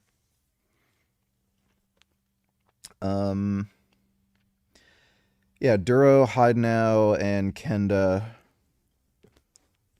as far as I know, are the only ones that make tires for that are like compatible with the Ural. That will change policing forever. A brutal, unprovoked raid on the Black Panthers. Meanwhile, the intelligence division that Gates oversaw breaks off into two different. What do you think of the new Honda Shadow Phantom? Honda Shadows are definitely a good first bike. I've seen the new Shadows. I don't think I've seen the Phantom. Oh no, I've seen it, yeah.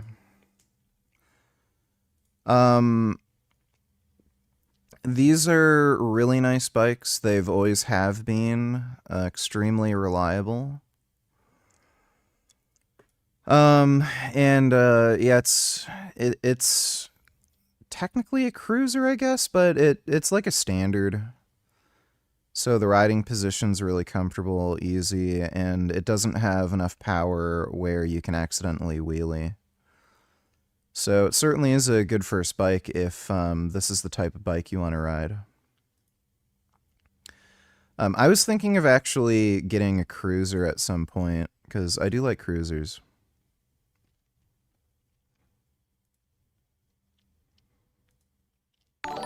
First Cabbage donated $2. AOC and Bernie Sanders with Zoran Mamdani today. I didn't listen to food noise. I just wake up. That's great. Son Goku donated $2. Women often claim they want a man who is emotionally intelligent, but the term sounds pseudoscientific to me. It's probably no different than astrology. There's no such thing as emotional intelligence. It's just some stupid made-up term, so dumbass fucking cunts wouldn't have to call somebody retarded. But yeah, there's no such thing as emotional intelligence. It's just stupid. Thanks for the donation, Son Goku. Instant Karma donated $2. Did you see this?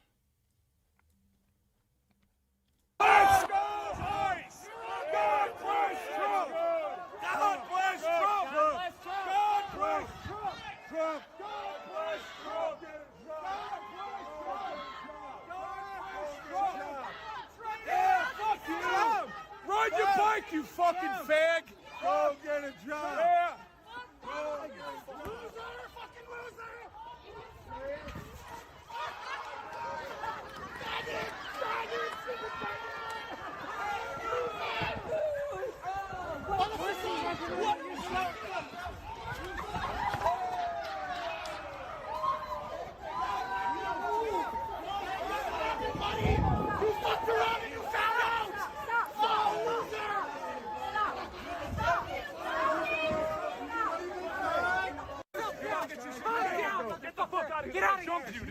What are you doing? Get out!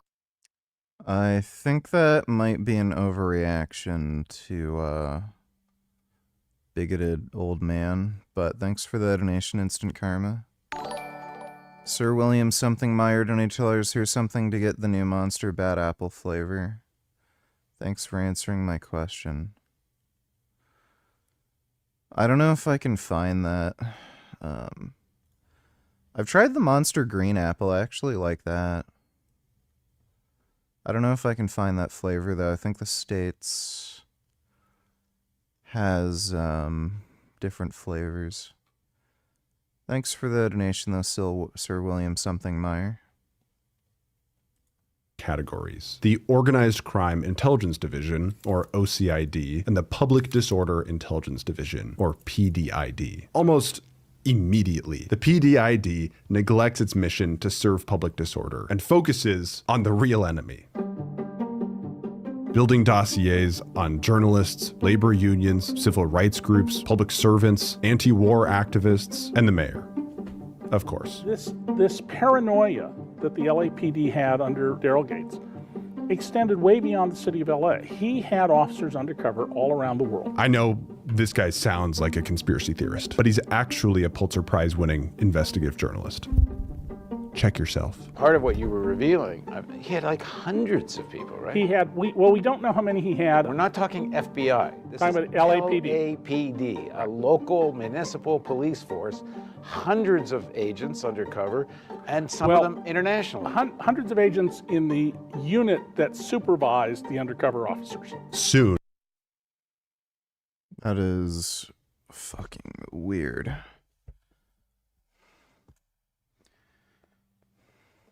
Oh. Guys, look at my gum. This is what you call a good kitty. You're so good. I love you, Gum. I hope you know that.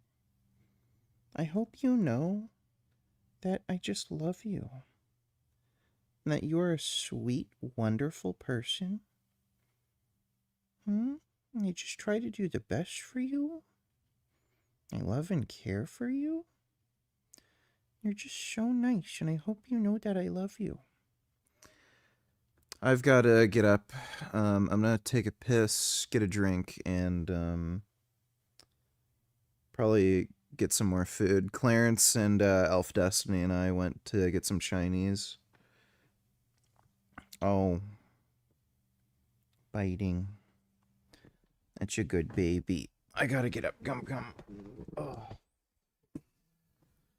Oh, Gum is just... He is peak cat.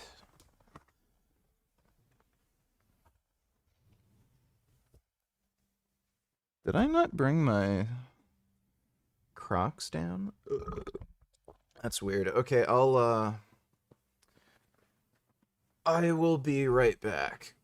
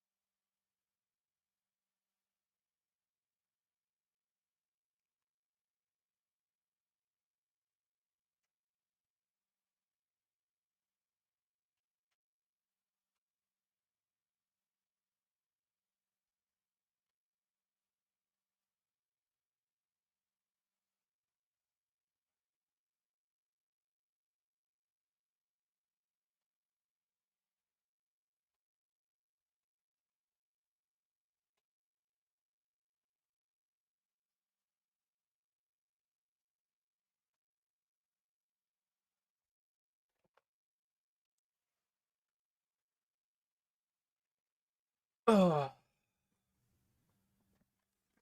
Oh, you know what? Life is just so great, you know? We got steroids, vegan Chinese food, and cats. Like, that's all you need to be happy. Life is just so simple and so wonderful when you just simplify things to steroids, cats, and vegan Chinese food. Sir Pill Bugmeyer donated $2. The way JD Vance can stare into your soul. Yeah. I've seen that. JD Vance is a weirdo. Thanks for the donation, dude. The Nostalgia chick is defending Mrs. Rachel. Who is Mrs. Rachel? me just make a caveat here that I'm not going to... One word. Who is Miss Rachel? I have no idea who the fuck that is. Thanks for the donation, Dodo.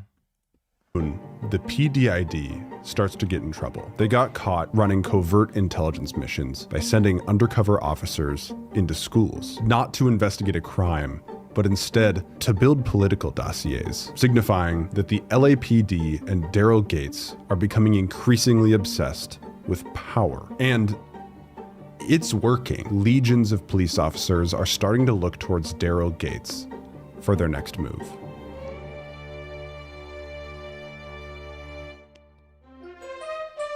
Watergate. The White House called it a third-rate burglary, but it escalated into the worst political scandal in American history. I shall resign the presidency effective at noon tomorrow. In the wake of the Watergate scandal, America started to wake up. The government wasn't just watching its enemies anymore, it was watching everyone. The FBI ran COINTELPRO, and the CIA was doing the same through Operation MH Chaos. Local, state, and federal agencies all got in on it. So cities, states, Congress started pushing back, passing laws like this one. These laws say, if you're spying on someone, if there's no crime committed, you have to delete the file. Around this same time, they expand the Freedom of Information Act. And this guy, a congressman from New York, wants answers. He wants to know what really happened to Robert F. Kennedy. So he looks at LA and starts asking questions. A memo makes its way up the chain of command to Daryl Gates, responding point by point to the representative's questions. A key photograph taken during the investigation of the assassination was kept secret by Los Angeles police, who feared it might contradict official statements. The existence of this photograph is believed to be unknown by anyone outside of this department, and that the LAPD deliberately kept this a secret. Soon after, the California Supreme Court comes down on the LAPD, saying, you can't send undercover cops into schools if there's no crime. You can't do this. Then, the LA Board of Police Commissioners orders Daryl Gates' precious... You know this woman.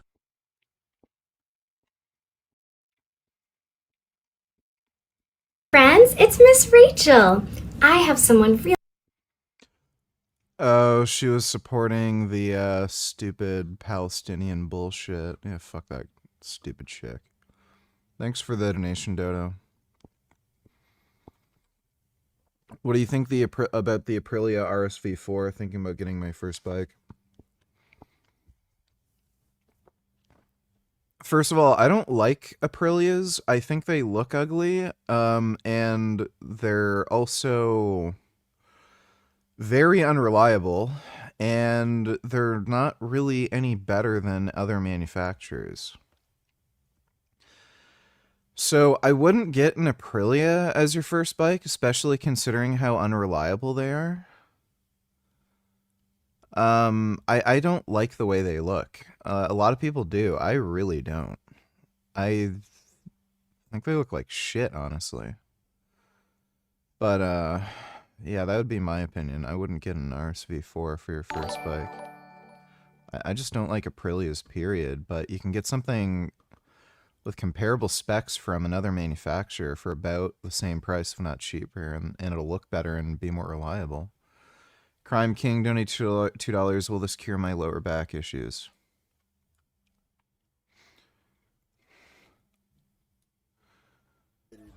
I wonder if these people do, in fact, end up having horrible back issues from doing this. This is bizarre that this drug does this. Thanks for the donation, Crime King.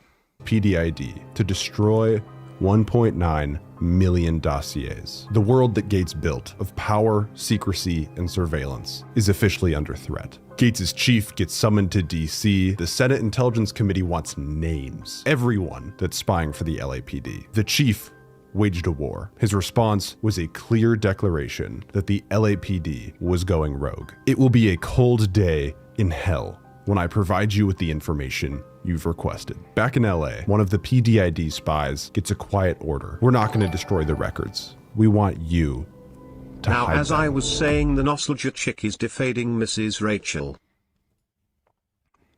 Or anything. Oh, you share mine. There's no defending this chick. She was covertly trying to spread anti-Semitic propaganda, and she's just a fucking... It's just an influencer, attention whore fucking idiot. Thanks for the donation, though, Dodo.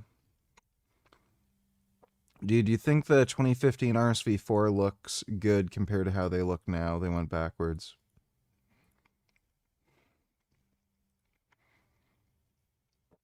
Yeah, they actually looked better, but they still didn't look good.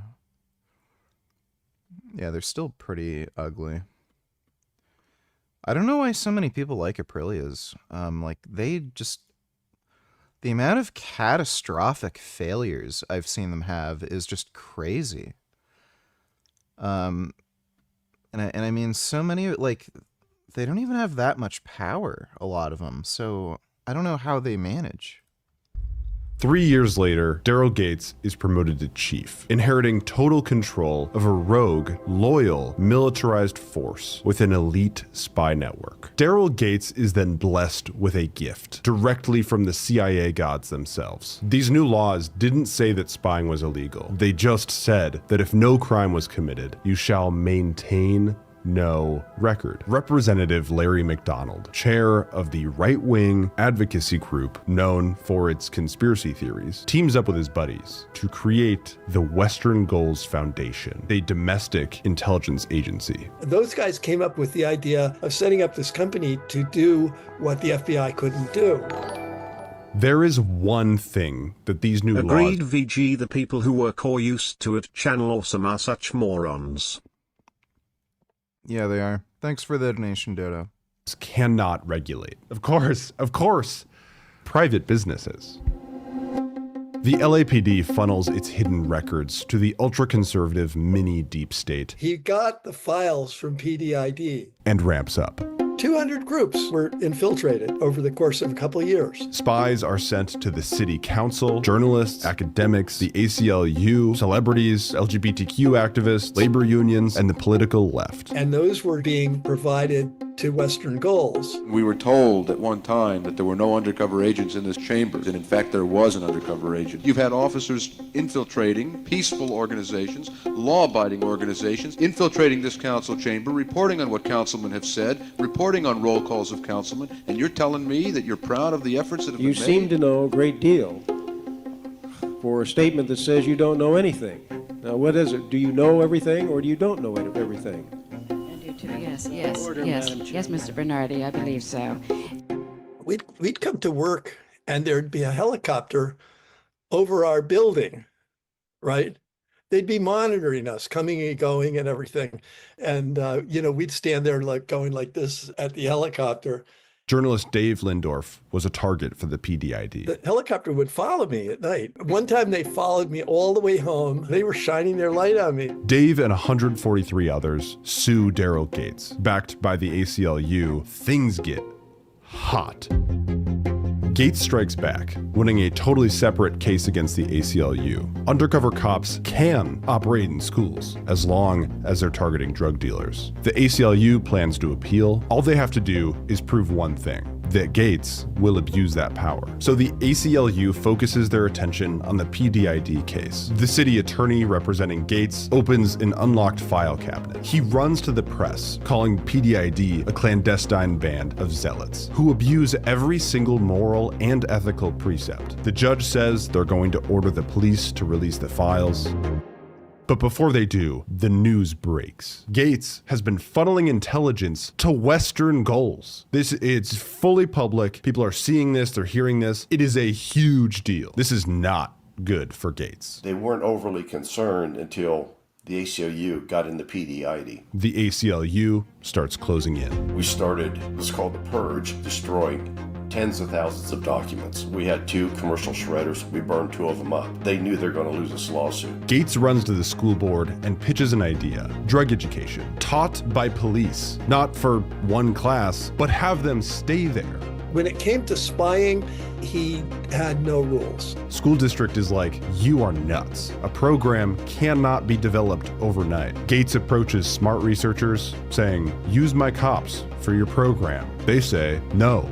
They would send their files on leftist groups to Western Goals, and then Western Goals would make them accessible to the FBI. Western Goals gets added as a defendant right as soon as they entered the Iran-Contra funding network by funding rebels in Nicaragua with the CIA. The founder of Western Goals gets on a plane to South Korea. Soviet fighters approach, shoot the plane down. He dies. The ACLU goes on the offense. The CIA notices that all of this is happening. LAPD, MH Chaos type activities, ACLU legal action. The CIA sends 2 agents to LA, and Gates sends 10 cops to 50 elementary schools. The official launch of DARE. And that's when the city settled. Wow.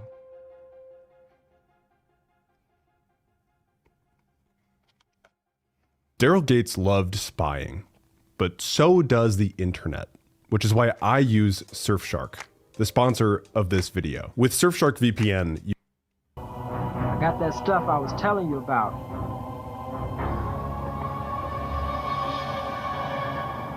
No!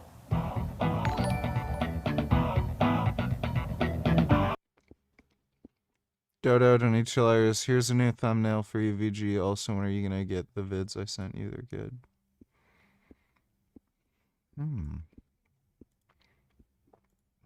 Yes, that's nice. I will save that. We'll get to them after this. Thanks for the donation, Dodo. Sometimes the best answer is the simplest way. You have the power. Just say no to drugs. What the fuck? Years passed by, DARE slowly grew, but there was one problem: money. Police can't take money from any person who's engaged in business for gain. But if those same officers go out and start a private nonprofit, then now it's not the LAPD asking, it's a private charity. Then that private nonprofit can take the money and pass it off to the police department. Totally passes the sniff test. Like, it's totally above board. Super happy that things work this way. God. Today, this is actually totally normal. They're called police foundations. I'm eating vegan tofu balls. They're like vegan chicken balls.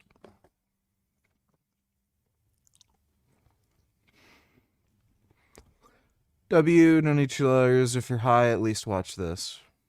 Come on, you ugly son of a gun. Not today, friend.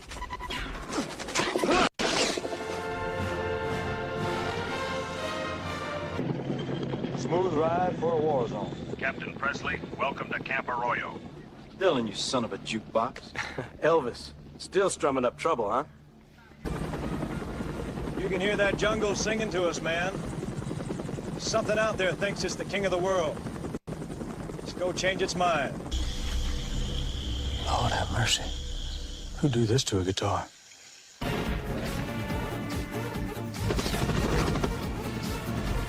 Come on, you ugly son of a gun. Move! Get to the river! Treading through the green where the sunlight hides. Hear the heartbeat of the jungle keeping time. My brothers on my side, we ain't alone tonight. We ain't alone tonight. Mm-hmm. Keep your eyes sharp, boys. Something out here ain't from any army I know. You still think it's one man, Cap? Man doesn't leave tracks like that. Whatever it is, it's hunting us, and it knows this jungle better than we do. Gives me the chills, sir. Stay cool. I saw it out there between the trees. It wasn't like anything human. Well, keep it quiet. Something's watching us.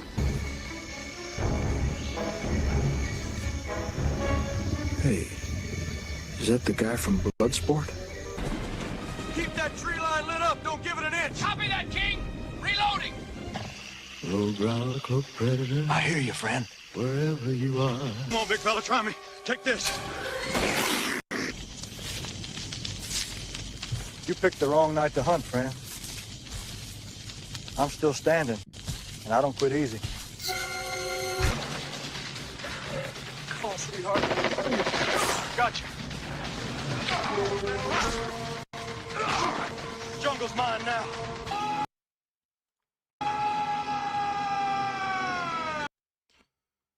Yeah, that's weird. Thanks for the donation, W.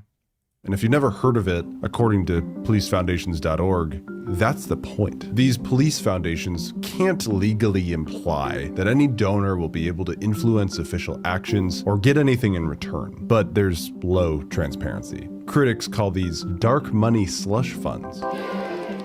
The LAPD creates one called the CPAC, which turns into Dare California, and then, in turn, Dare America. They throw some fundraisers, inviting who critics would call dark. Kid Boo donated $2. Let me see. So we got to talk about Gen Alpha in the classroom once again. And let me start by saying this isn't all of Gen Alpha, but a decent chunk, which has teachers second-guessing their career decisions all entirely. In this video, we'll review real opinions and stories from teachers and analyze why Gen Alpha is causing all sorts of mayhem in US classrooms.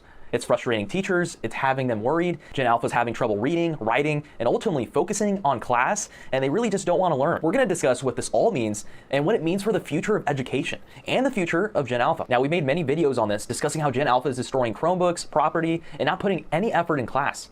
But as we enter the new school year, teachers on social media are showcasing how difficult it can be to teach in Gen Alpha classroom. Things have gotten so bad that some kindergarten teachers are reporting how parents are now expecting teachers to potty train their kids and, well, have teachers go through all that crap. I just saw a video of this lady who was upset that teachers are not helping with potty training kindergartners. Oh man, all right, here we go. As a kindergarten teacher, it is not my job to potty train your child. I'm so sorry. It is not my job. That is not what I signed up for. That is not in the contract. That is definitely your job as a parent to try and potty train your child. So I don't know if it's the state of California, but I know for sure in my district, you don't have to be potty trained, unfortunately, to go to kindergarten. So when a child shows up to school in a diaper and, the diaper is full, or they even, number 2 in the diaper, I do have to just send them to the nurse. The nurse has to make a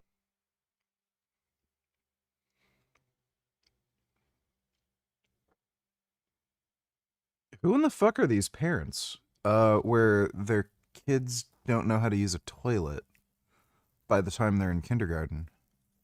phone call. And of course, either the family takes the child home or they just bring them in another diaper. If a child is not potty trained and they do, on themselves without a diaper, nobody can change it for them, even the nurse. So if a child does not know how to change themselves, then they have to just get sent home or, they call the parents. One of the many jobs I had before I became a kindergarten teacher was a daycare assistant. And during that time, I wasn't necessarily potty training kids, but we were with toddlers, obviously, who were in the process of potty training.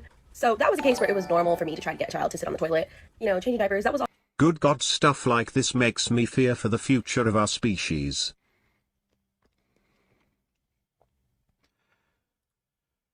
Yeah, it's not looking good. Thanks for the donation, Dodo. All part of the job. But now I am an educator. I'm a teacher. I'm here to educate. I'm here to teach. I'm not here to change diapers. I'm not here to teach your child how to put on their pants. My job is to teach phonics, letters, sounds, words, math, reading, writing. As teachers, we have a whole other list of things and curriculum that we have to get through before the year ends. And potty training is not one of them. And I believe one of the comments the original video said, or maybe comments in her video, was like, oh, people don't want to be a village anymore. As teachers, we are part of the village. We are part of the village that helps educate. And again, potty training is not on that list. Exactly. It's not the teacher's responsibility to have to worry about poopy diapers. They are teachers, and these kids are in their developmental years where math, reading, and writing are paramount to their foundation. We wonder I have friends that don't teach their toddler anything and blame it on autism, but they don't even try. Sounds about right. Why Gen Alpha has reported historically low reading and writing rates. Well, perhaps it's because stories like this keep on emerging. And yeah, it's super weird, super gross to be sending your kid in diapers to school. 5 to 6 years old? Are you kidding me? I mean, there are probably plenty of situations where this is justified, but I'd put money that that story is not one of them. How in the world are parents going to send their kids to school?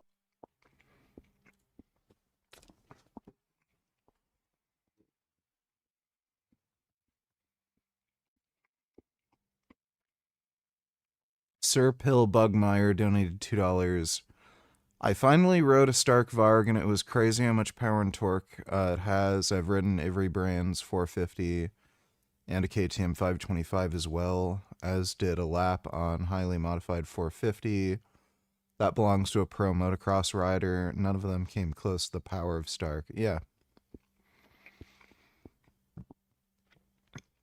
Well, Electric motors just absolutely smoke. Gas motors, especially with torque. The only problem, especially with bikes, is they still haven't made the energy density on the packs quite high enough. But yeah, the Starkvarg is a serious machine. I'm thinking of getting one. Thanks for the donation though, Sir Pill Bugmeyer. Without knowing how to sit on a toilet. Are you kidding me? It's insane, just insane. So yeah, this probably leads us to a key point. Parents are not taking responsibility or ownership on their kids' education. Keep in mind that these new parents are now probably older Gen Z to millennials. So many of them might have brain rot themselves, scrolling on TikTok, watching hours of Netflix content, or gaming for hours, while their kid is still pooing in their diapers, not getting the proper parental guidance to function in a sanitary society. One of the top comments on that video read, "Not having your 5 to 6-year-old potty trained should be considered neglect, unless there is a diagnosed medical or developmental issue with the child." Honestly, yeah, that's a good take. And yeah, it's really sad for these kids that are involved in these sort of situations. Their development is getting stunted. At the same time, while they get older, the problems could get worse in the form of discipline issues or, then bother teaching their kid how to potty train. Like I just said, once the kid... In order to get their children to where they need to be in terms of literacy. I'm a 7th grade. At this point I don't even care if an asteroid hits Earth tomorrow and wipes out our worthless species out. Yeah. Thanks for the donation, Dodo. Great teacher. A lot of my students read very well below grade level. And so I need help from other parents to help work with their kids outside of school to reinforce the things that I'm teaching in school. Y'all would have thought that I told somebody to climb Mount Everest in the middle of winter during an avalanche with an anvil strapped on their back. I got so many people making videos blaming people like me for why their kids can't read. I got somebody even threatened my life because I said that. Because something as small as reading to your child for 30 minutes a day is so insurmountable you can't do it. But you'll be on your TikTok for 30 minutes a day. And like, I understand it can be hard, right? I can understand that y'all got multiple jobs and y'all doing all the stuff here. I get it. I get it. My mom was a single parent and she was raising 2 kids and she was going to college and everything at the same time. However, she had to do it because the reality of the situation, this is what it is. You can point fingers and blame who you want, but the reality is these children cannot read on grade level. And we are having to dumb down curriculum to get these kids to where they need to be, and they're not getting there. This is not a me problem. This is not a you problem. This is a systemic issue, and we cannot fix it if we're blaming each other and not helping each other. Baby, this is the curriculum. This is what we have to teach. It would behoove you, for your child's sake, to work with the teacher to get your child to that level. If your child has a reading disability, girl, you can get an IEP, you can get a 504. We can figure something out to help your child.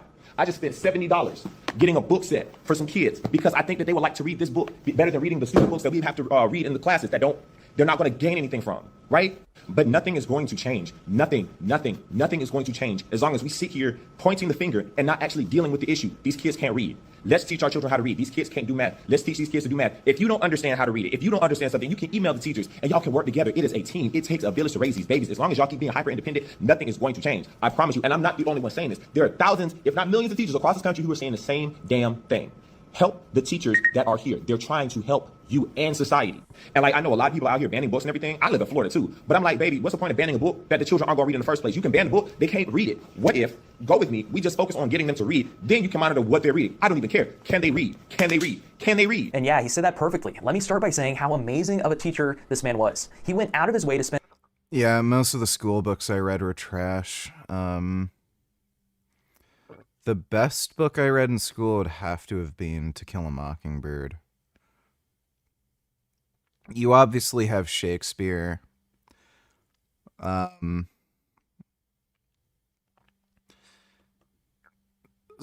Shakespeare plays I actually like. It's just some of them are very culturally irrelevant. And like, it's Shakespeare, so it's kind of gay. But yeah, pretty much all the books they make you read in school are just trash. Spent around $70 on books for his classroom. And what does it say about the teaching landscape that so many teachers like him have to pay out of their own pocket to supply their own classrooms with the resources that their students need? I like how he broke it down very simply. It literally just takes 30 minutes out of their day for a parent to read with their child so they can obtain reading proficiency. Like he said, if the student needed extra help or had a form of a disability of any kind, the school will have the resources for them. But the parents, they have to put in the work. And if things don't go right, the parents will then blame the teacher for the outcomes. Many of these young parents could literally teach their kid how to read. Instead, the parents are so busy scrolling on TikTok for hours. Is it me, or scrolling on TikTok while being a parent for hours while your kid is struggling is just so cringe. It's just Really? Like, adult parents, please grow up for the sake of your child. There's so many stories out there that mimic this teachers, where they just feel like nothing's gonna happen. Like they feel almost like a sense of defeat, whether a child struggles or thrives in school. Classroom chaos. It's an entire generation that could struggle to function in a workplace that requires reading contacts and has fallen. This to me stands above the low teacher pay. It stands above the low bathroom breaks. I think it even stands above state testing. And it happened today in my classes. It's absolutely busting your butt for an assignment, thinking that it's gonna kill for the students and the students ruin it. I'm not talking about like a worksheet and the kids didn't enjoy the worksheet. I'm talking about like an activity, a whole lesson where all they gotta do is participate and try their best, and they can't do that. Like, I don't think these kids realize how discouraging it is. Like, I could easily go to AI.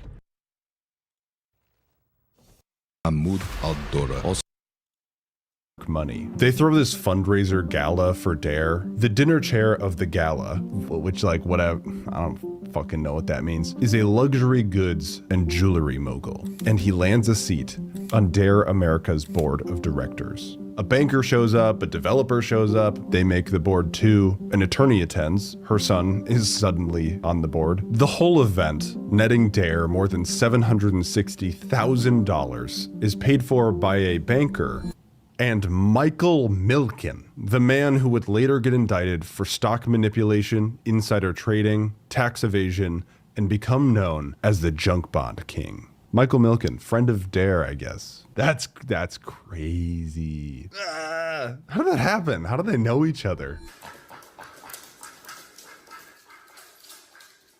This is a duck. You can tell because it walks like one and it talks like one. That's a nice duck. Dodo donates that black man is right. People expect too much from teachers, doctors, and authorities in general. Then when authorities don't live up to their expectations, they don't listen to the teachers and doctors and scientists, and they are worse off. It's a vicious cycle. Yes, that is correct. Thanks for the donation, Dodo.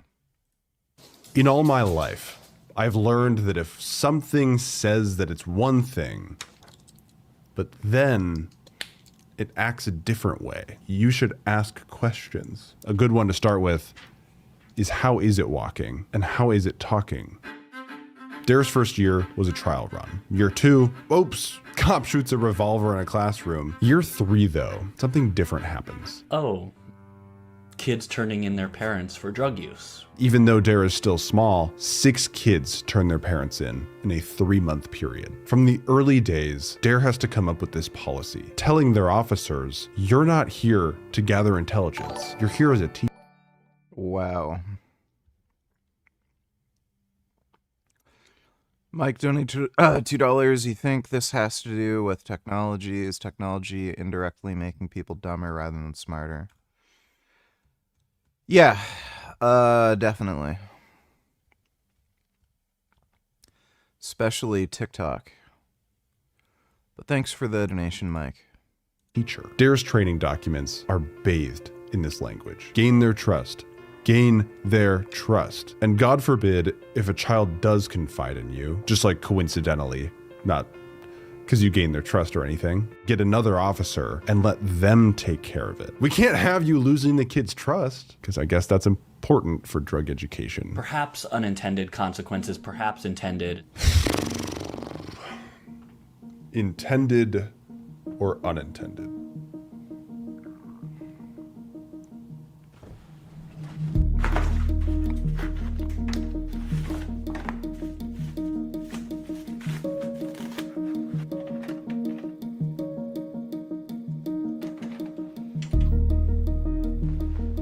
The new DARE elementary curriculum challenges students by having them participate in active learning. The officer guides and directs students' progress and their understanding. I'm going to ask for a student to help me by decorating the DARE box, and that'll be a place for all of you to drop questions in. But also that might be a place where you may want to tell me something in confidentiality, and if you do, make sure that you make note of it in that box, please. Make note that that's in there, or that you don't want anyone to hear it, that you want it to be private. When I mention the term confidentiality, what that means is it's something between you and I. It's private.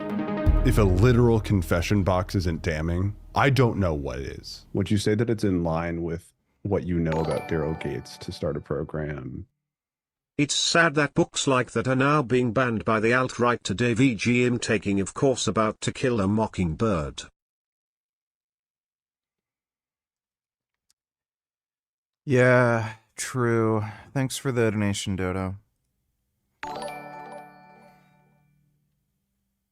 Remember when I donated that very nice message to you about fleshlights and the holy trinity of bad words during your workout a few days ago? That was fun. I would like to do that again. Glad you didn't drop the weight and crush yourself.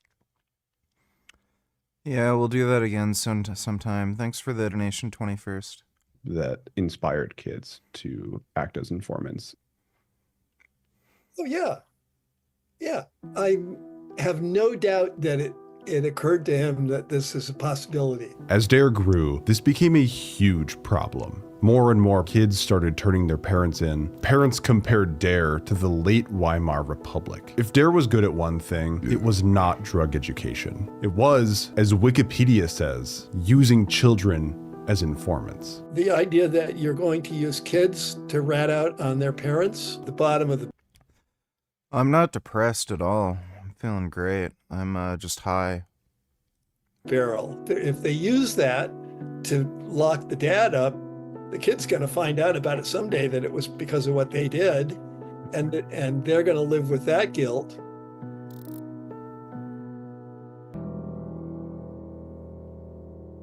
A 3-year independent study into DARE is commissioned by the Department of Justice, the same branch that funds DARE. Over the years, the DOJ approves of the independent agency's approach. Receiving feedback and notes, everything looks good. But when the study was ready and the findings were that DARE didn't work, the Department of Justice refused to publish it.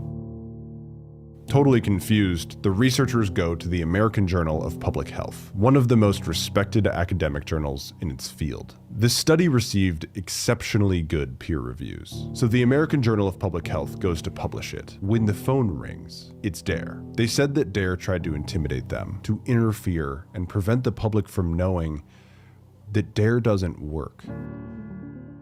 When a major television network was working on a story about DARE, the producer said, "They worked very hard to get our story suppressed." When a reporter questioned the effectiveness of the program in USA Today, he received letters from classrooms all over the country. Coordinated.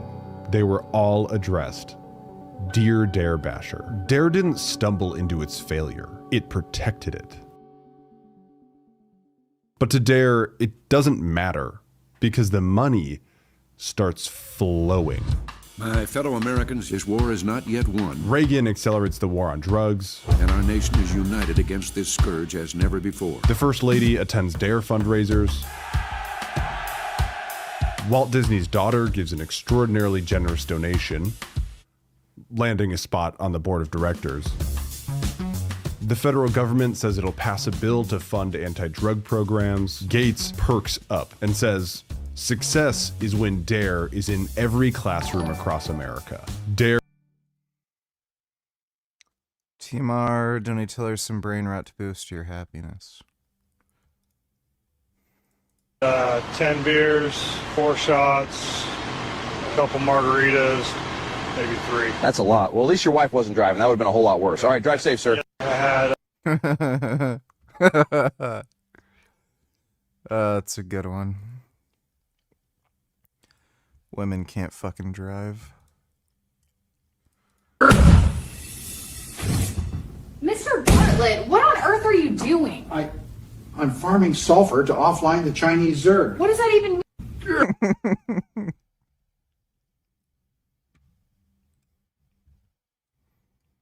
Is that the same link again? 10 beers. Yeah, give me the same link twice. Thanks for the donation though, TMR. DARE sends a lobbyist to DC. That bill then gets amended, specifically putting money aside for programs that are taught by uniformed law enforcement officials. DARE uses government money to create regional training centers and develops a decentralized... Dodo Donate $2 again. Was refreshing to see millions of Democrats protest against Trump the other day. and not see any Palestine flags. Also, that's probably because most of the protesters were older people. Old people don't support Palestine, which we need to abolish Palestine. Well, unless they're getting paid by a Chinese billionaire, then you see plenty of old people. But,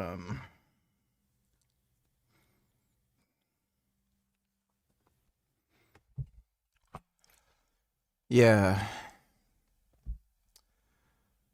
Yeah, it's good. Thanks for the donation, Dodo.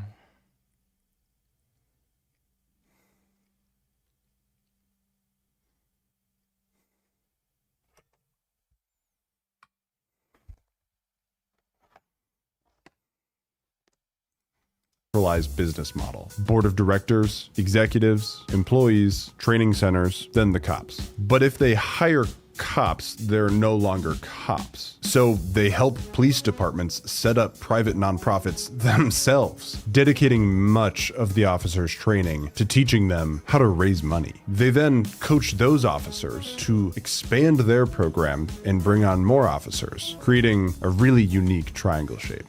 Why does it kind of sound like a multi-level marketing scheme? At the time, Herbalife and MLM was the fastest growing company in America. Perhaps Dare took some inspiration, but I don't know.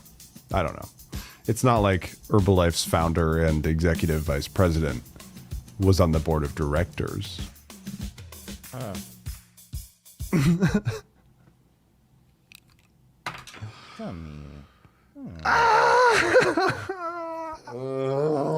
They even donated $36,000 to Dare, specifically designated. God 1VGU referring to Code Pink as old PPA being paid by billionaire CCP members. I agree. Yes, that was the joke. Thanks for the donation, Dodo. For rent. They start taking donations from corporations. A famous one is KFC. Right there. Look at that, the logo. It doesn't say Dare. Dare America. You know, if education is so bad now that my 11-year-old won a class debate with Devil's Advocate and the teacher decided no more debates in class. Oh, yes. Why would you ever want people to learn critical thinking? If I were to have gone back to write this book again, now, like trying to figure out, go into like corporate archives to find out like, why are they all sponsoring Dare? Where would be a good place to find those that are potentially getting kickbacks? Officially, there's no kickbacks for these donors. There can't be. But in late 1989, Deputy Chief Glenn Levant, who helped run the DARE program at LAPD, ordered his elite detectives to spend 2 days scouting out a hotel outside of city limits. They were there to catch a thief, which is odd because they were outside of city limits. They're outside of their jurisdiction. Those cops should not have been there. It was revealed that the owner of the hotel was involved with the DARE program board, meaning the police were doing odd things that they usually would not be doing, things that benefited members of DARE's board. To the case that shocked the world, and now it has exploded into a city out of control. A few years later, several police officers were caught on camera in a racially charged attack, beating a man named Rodney King. Terrible situation all night long. And LA burned. Fires, looting, gunshots, and now the National Guard may be ready to move in. Gates was forced to resign. Levant shot up. His ambition kicked in. It was his time to be chief. But he didn't get the job. He left the force. The man who sent cops outside of city limits and reportedly ran the PDID's vastly more powerful sibling. We were a mini CIA for the chief of police, and we worked some joint operations with the CIA. Glenn Levant would leave the Los Angeles Police Department to take over DARE America.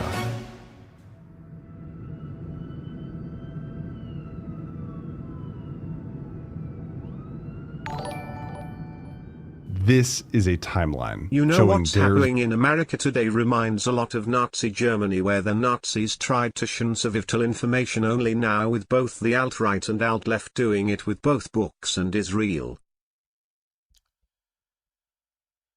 Yeah, they're doing that. Thanks for the donation, Dodo. RDR donateller's fed up my brain rot links, and the first one is just like those Palestine videos. Why is AI so good at pouring soup? Lol.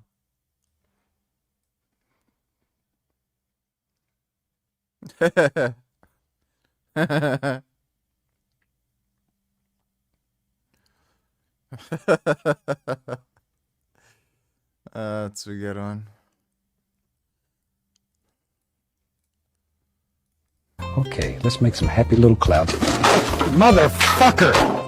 You little motherfucking cat. Get the fuck out of here! Bob Ross. That's good. Thanks for the donation, RDR. Board of directors over time. With an alleged reputation of giving kickbacks to those that are affiliated with DARE's board, these are the people that Glenn Levant and DARE America reported to. You have billionaires and millionaires, high-powered lawyers, government officials or people with connections, high-powered police and their friends, media personalities, and some old friends. The football player that subdued RFK's killer, Bill Clinton's close confidant, a former congressman who is disgraced by financial crimes, who is assisted in those crimes by DARE's friend, the junk bond king, founders and CEOs of Hollywood's largest studios and developers, Michael Jackson, an infomercial king who will soon launder cocaine money, the lawyer who defended the city of LA in a lawsuit filed by the 15-year-old boy whose photos of RFK's assassination were stolen from him.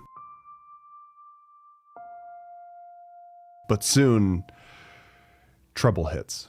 The largest criminal action against a Wall Street figure ever. Federal prosecutors indicted one of the richest and best-known Wall Street figures in America. His name was Michael Milken. Do you remember the movie Wall Street? Dodo donates $2. Love the content or comment.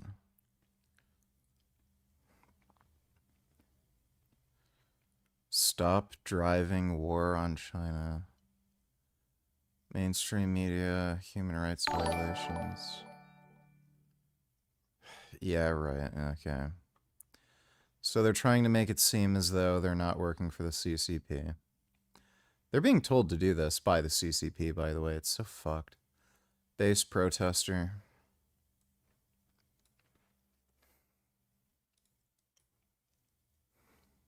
Don't put that thing on. It's about our daughter. Don't put your hands on her. You're in a public place. News is just going to take a beautiful picture of this and paint us all as, you know, like we're pro-humanity, pro-anti-genocide, pro-humanity. But it's the wrong. You're at the wrong event, dude. The numbers went up in time since we knew they would. I hate people who do that to camera people, so I think she's still an idiot. Can we finish with the drug video now? Yeah, we're watching it, Dodo. Jeez, thanks for the donation. Ben Boy donates $2. Weirdo pulls a gun on a dude and gets his ass whooped. Skip to 18.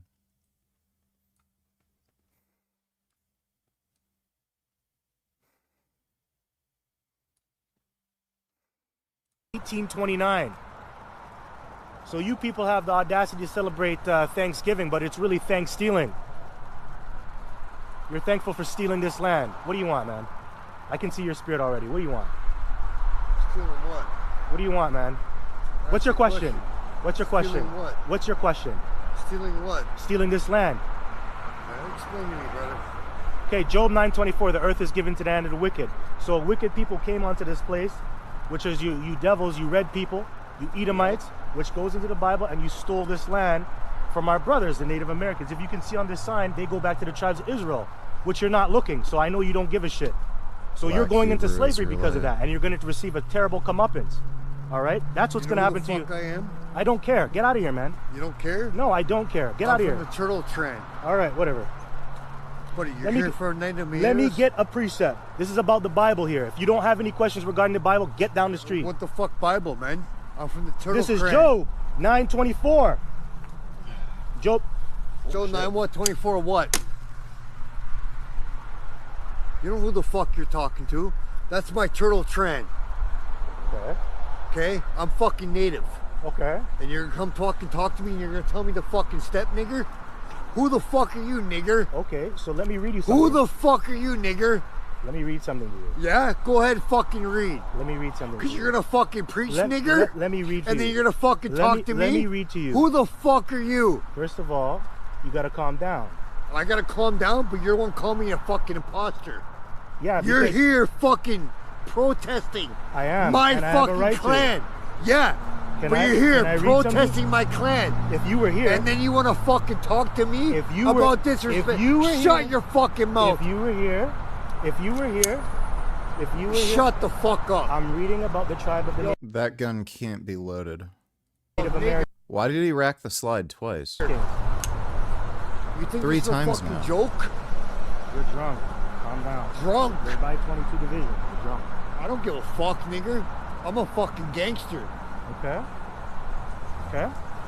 And you're here fucking talking about fucking naval, tribal fucking things? You see this? This is live. I don't give a fuck. You see this? This is how it is. This is how it is for us when we come out here. Hey, this for reminds you. This reminds me for you? of Victoria and Dundas. Oh, for you, right? You're a fucking This is in fucking Toronto? black man. You're talking about my fucking people? But we're brothers. If you are a Gadite, we are actually brothers, and this is what I'm talking about. Yeah, and I come to you and I ask you. You're no, not listening. Shut up.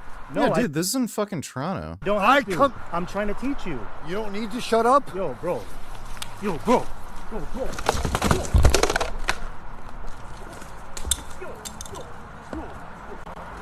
Bitch ass! Don't ever come up here and disrespect my shit! Now you're. I'm not giving you this today. Stop here. He that leadeth and don't want to qualify. 22 Division. And when Esau. Fucking weird. Alright, thanks for the donation, Ben Boy. And Spec King, of which there is a new independent movie about that came out just today. You should watch it, VG. It's super relevant today and it's way better than anything Hollywood has put out recently. Germany. The country of terror and tyranny. There it is. Tonight? Goodbye, Helmet. Get the call. Really believe that looks really boring. Thanks for the donation, Dodo.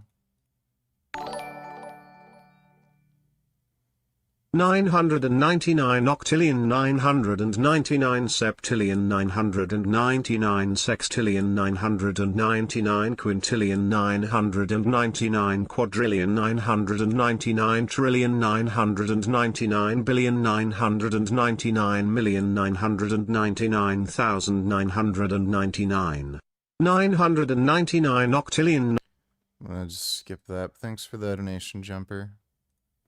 Michael Douglas, the lead character in Wall Street, Greed is Good. That was based on Michael Milken. Friend of Dare, Michael Milken, is indicted in a federal grand jury for financial crimes. Many of the board's most powerful members directly benefited from his financing. Like this guy, billionaire Ron Burkle, connected to Harvey Weinstein, business partners with Sean Diddy Combs, close friends and donor to Bill Clinton, and his name appears on a list, officially made by a man who never had any clients. According to the data available to us, Ron Burkle is the longest running director on the board at Dare. The junk bond king is sentenced to 10 years in prison. He only served 22 months, and then the junk bond king was released. But he had to do a lot of community service hours, which he went to Dare for. You can see him here talking to board member Michael Jackson at a gala. And as Dare starts to fail, the board will also fall apart. Michael Jackson goes to criminal trial. Michael Ovitz gets fired from his executive role at Disney. Dare has a tense meeting with Congress and subsequently loses access to federal funding. Herbalife's founder suddenly dies. Close friends Michael Ovitz and Ron Burkle have a falling out. And several members on the board have either No, be live me, I saw it. It's way better than the trailer makes it out to be. It's also based on a true story. I'm not gonna watch that. The trailer looks too boring. Thanks for the donation, though, Dodo. or are somehow connected to a private investigator named Anthony Pellicano. They call him the Sin Eater. The convicted felon was hired by the Clintons to discredit Monica Lewinsky and Jennifer Flowers. He was hired by Michael Jackson to investigate the children accusing him. Hired by Ovitz to spy on Burkle, he was a mob man who somehow got access to LAPD police files to aid in his crimes. Anyways, those are the guys that out of the goodness of their hearts want to help your kids.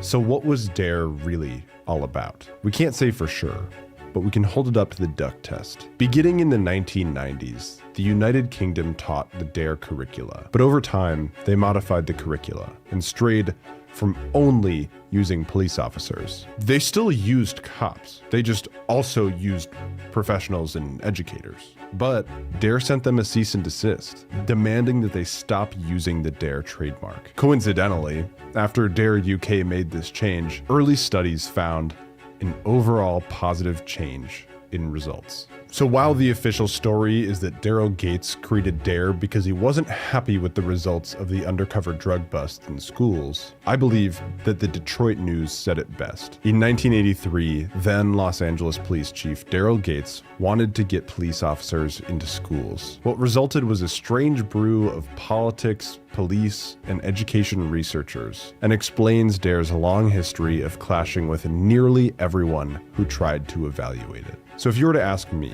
DARE walks like an MLM and talks like a hustle.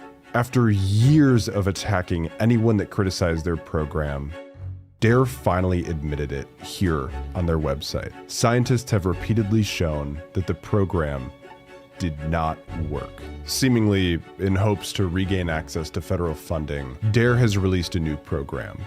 Then this one works. Today, Attorney General Jeff Sessions attended a gathering of DARE. Over the past 3 years, DARE has had record-breaking expansion, training thousands of new cops. DARE is back. The first DARE graduation in 2 decades. There's so much interest in DARE returning. Revamping the DARE program, and schools are on board. And it does actually seem like DARE's new program is promising. But the irony of it all is that DARE's new program was evaluated by a man named William B. Hansen, a scientific prevention strategist, who back in the day worked with the Los Angeles Unified School District to develop a program called Project SMART. Thank you again to Surfshark for sponsoring.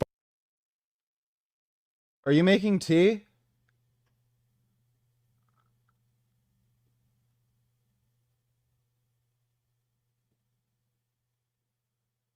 I don't know if Clarence got up to make tea. Sponsoring a portion of this video. And thank you to our patrons. You guys are amazing. Also, should I use this? I'll tell you what, here we go. I did not know that about DARE. Pretty retarded.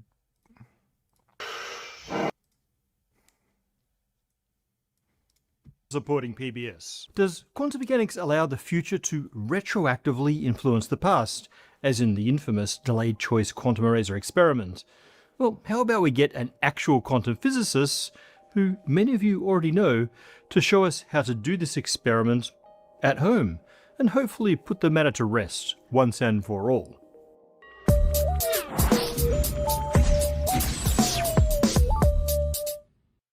Hey everyone, a couple of announcements before we get started. We wanted to let you know that your help with liking and commenting recent episodes is working. Thanks to that, the algorithm is sharing current episodes with more of our community, so please keep it up. And if you haven't yet, subscribe and hit the bell so you don't miss new episodes. We also want to let you know that over at the merch store, we have our first ever backpack. It's the Black Hole Bag. It's 28 litres, made from recycled polyester for durability, and guaranteed not to hawking radiate your quantum information. There'll be 10% off for the next 48 hours at the merch store, links for everything in the description. Richard Feynman said of the double slit experiment that it has in it the heart of quantum mechanics. In reality, it contains the only mystery Well, the mystery he was talking about is superposition. In the double slit experiment, that means a superposition of a single particle travelling through both of the double slits at once. The experiment hints that prior to detection at a screen, a quantum particle plays out all possible realities that may lead to that one measurement result. And the shadow of these overlapping realities, these interacting trajectories, is cast on the screen in the form of an interference pattern. But if you prune the reality tree early, say by measurement at one of the slits, the final pattern of particle locations reflects that. As if the standard double slit experiment wasn't strange enough, then we have the delayed choice quantum eraser experiments, in which the measurement of the particle's path to the screen is made after the pattern is recorded on the screen.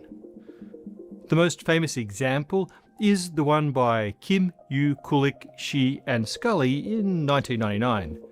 Such experiments have been interpreted as saying that a future measurement can influence a past measurement, retrocausal influence. We did an episode on the delayed choice quantum eraser a long time ago. Now, we didn't quite promote the retrocausal interpretation. I have no idea.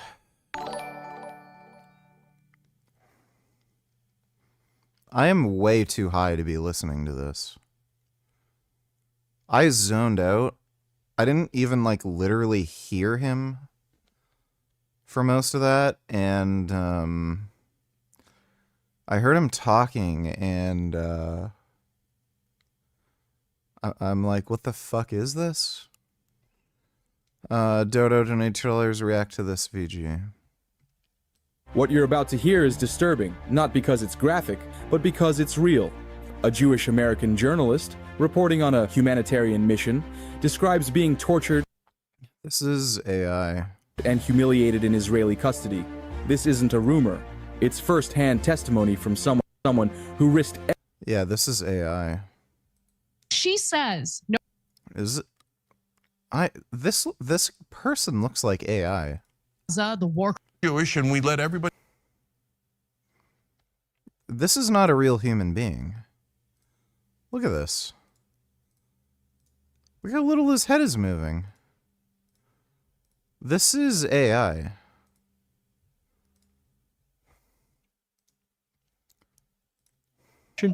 But we certainly fail to give any alternative. Well, there are now some really solid counter-explanations to the idea of retrocausality. A few papers have been published which get at aspects of it, and various YouTube videos also explain some of the errors in the retrocausal interpretation. So it's time for us to weigh in. Today, we're actually going to do a real experiment. And by we, I mean Mithana from Looking Glass Universe, who's figured out a way to do the quantum eraser in a homemade setup. She's going to show you how this experiment gives the illusion of information traveling backwards in time. I'm really excited to show you this experiment because 12 years ago, I did a video on the delayed choice quantum eraser where I got it completely wrong. And it was only doing this experiment that made it finally click for me. The delayed choice quantum eraser is just a variation on the usual double slit experiment. So for that experiment, all you'll need is some light and two very narrow beams that you can shine that laser at.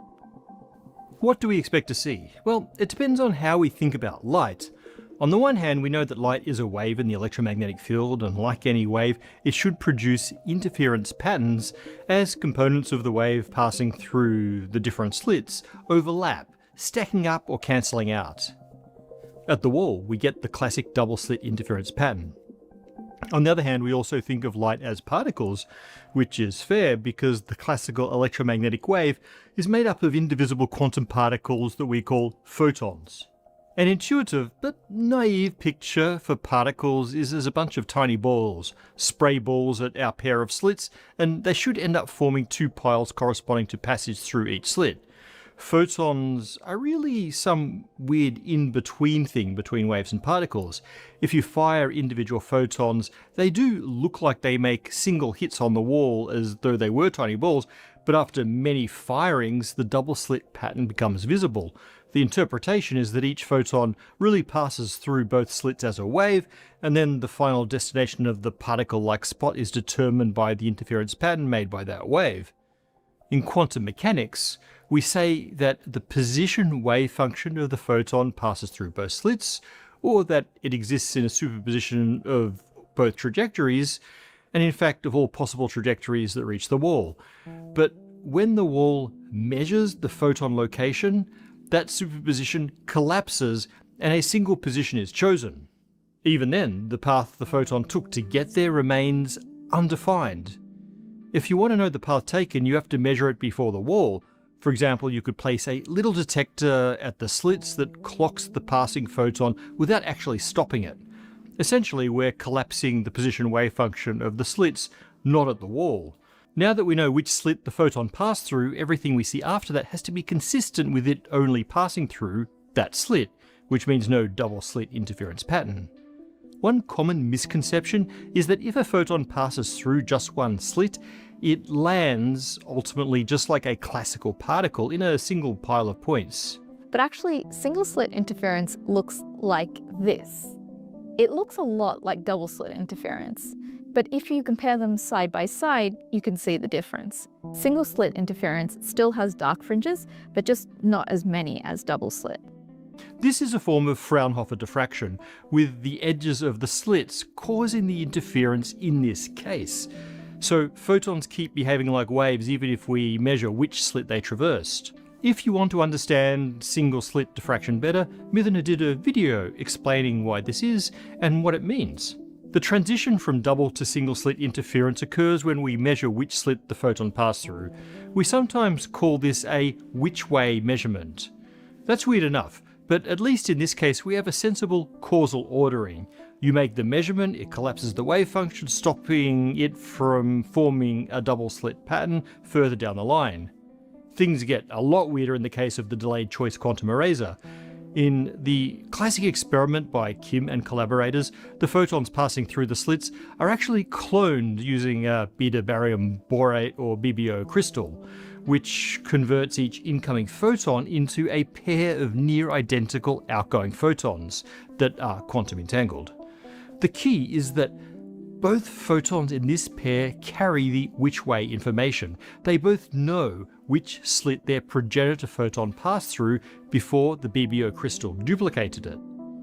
So, now we send one of the new pair, call it photon A, to our usual double slit detector to be observed by Alice. The other, photon B, goes to Bob, who can extract the which-way information, or alternatively can choose to erase that info. The device is simple enough. The path of photon B depends on which slit it came through, so we can place a detector on both paths and see which one is triggered. We can also choose to scramble the which-way information by recombining those two paths so there's no way to tell them apart anymore.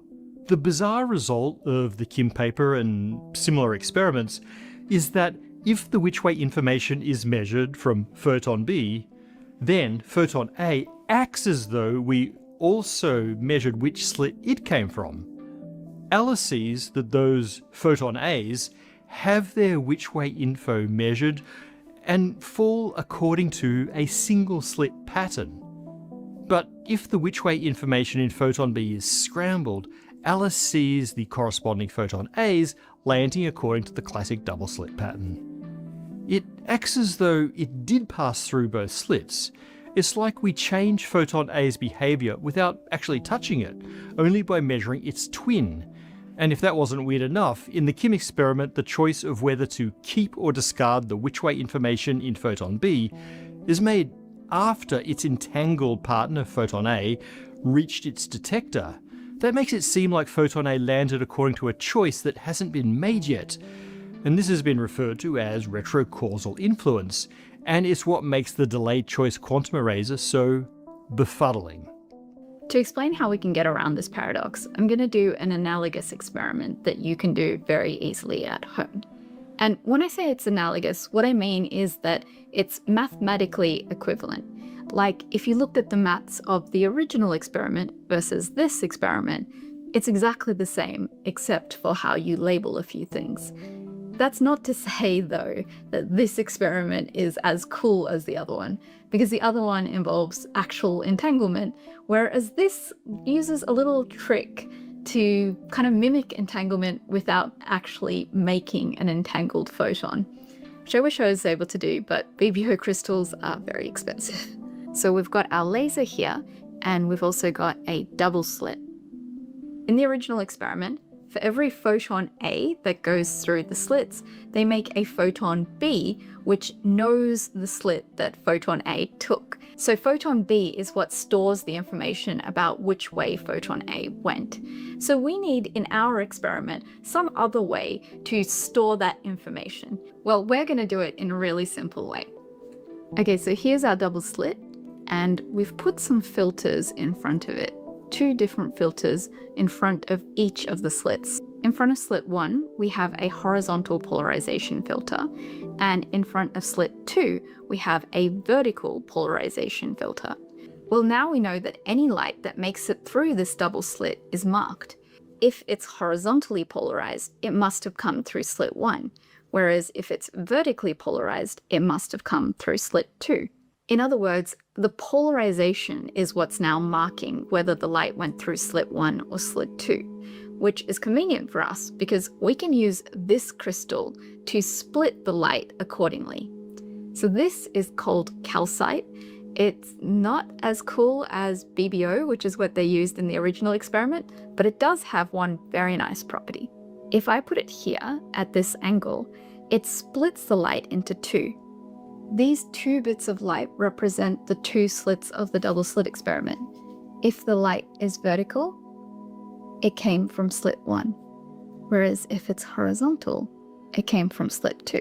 The light in the top pattern only went through slit 1, and the light from the bottom pattern only went through slit 2. So we'd expect that each of these patterns are going to be single slit patterns. And if you look closely at them, you can see that they are. A double slit pattern would have a lot more dark fringes in it. So the calcite oriented this way is acting just like Bob's which way measurement and collapsing the light into a single slit. But if we rotate the calcite by 45 degrees, we'll see why this new measurement is now going to look like Bob's erasure measurement, and we're going to get the double slit pattern back. Okay, so that took me a while, but I've managed to rotate this by 45 degrees. And I haven't yet put the double slit in there, but I just want to show you what rotating the calcite actually does. So if you look over there, you can see that there are 2 dots. Well, there are roughly 2 dots. Again, it's a little bit noisy because my calcite here is nowhere near perfect, but roughly it's 2 dots. And we're going to give the 2 dots names. So we're going to call the top one plus, and we're going to call the bottom one minus. And it's annoying, but it's an inevitability of this geometry that they're not aligned with each other anymore, so they're not one on top of each other. So, with the magic of post-production, we'll stack these so that they are one on top of each other. That's going to make everything a little bit easier in a second. To figure out why calcite oriented like this is going to be an erasure measurement, let's see what happens when we put in vertically oriented light into this calcite. You can see that the total amount of light decreases, but both dots are still there. It's not like last time where horizontal light all goes to the same dot and vertical light all goes to the other dot. With this plus and minus measurement, half of the vertical light will go to plus and half will go to minus, and same for horizontal. But then what does that tell us about light that's going to go through this marked double slit? So light that goes through the first slit is horizontally polarized, whereas light that goes through the second slit is vertically polarized. And previously, our calcite was letting us measure the polarization and therefore measure whether it went through slit 1 or slit 2. But now, think about what this plus-minus calcite is doing. It's going to take light from the first slit and it's going to have an equal probability of ending up at plus or at minus, and same for the second slit. So now, just looking at the light after it goes through the calcite isn't enough to tell us anything at all about which way the light went. In fact, it scrambles up the light from both paths, so it basically erases all of that information that we had gotten by marking the paths. So, what do we expect to happen then? Well, let's find out. Oh man, that looks so good. Okay. That kind of worked out better than I expected. Okay, so have a look. And hopefully you can see two double slit patterns. So if we use the calcite in its previous orientation, then we're using it to measure which way the light went, and that collapses the light into going into single slit interference. But if we use the calcite in this orientation, the plus-minus orientation, we're using it as an eraser. It erases the information about which slit the light went through, and so we're back to the double slit. If you look really closely at these two double slits, you'll see that they don't exactly line up. And in fact, they seem to be offset from each other the exact right amount that if you superimpose them, it looks like the single slit interference pattern. So what's going on? Well, it turns out that this is the solution to the entire paradox. Let's go back to the original setup to see why. In the Kim experiment, photons are cloned by the BBO crystal, and the which-way analysis is done with only one of those. We called it photon B. Just as our experiment sorts the photons into two interference patterns, the original experiment sorts the B photons into two bins. For the measure case, those bins tell you which slit the corresponding photon A also went through. For the erasure case, there are still two bins, but there is no which-way information in how photons are sorted into them. Alice never sees a double-slit interference pattern until something very specific occurs. At first she sees just a blob of positions for all photon A's. Then Bob comes and tells her which of those had a twin photon B for which the which-way info was measured and for which it was erased. The measured cases are still a blob, basically a blurry single-slit interference.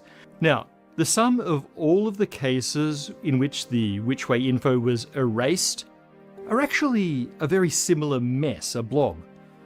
So Bob also needs to tell Alice which of those erased photon Bs ended up in each of the separate eraser detectors.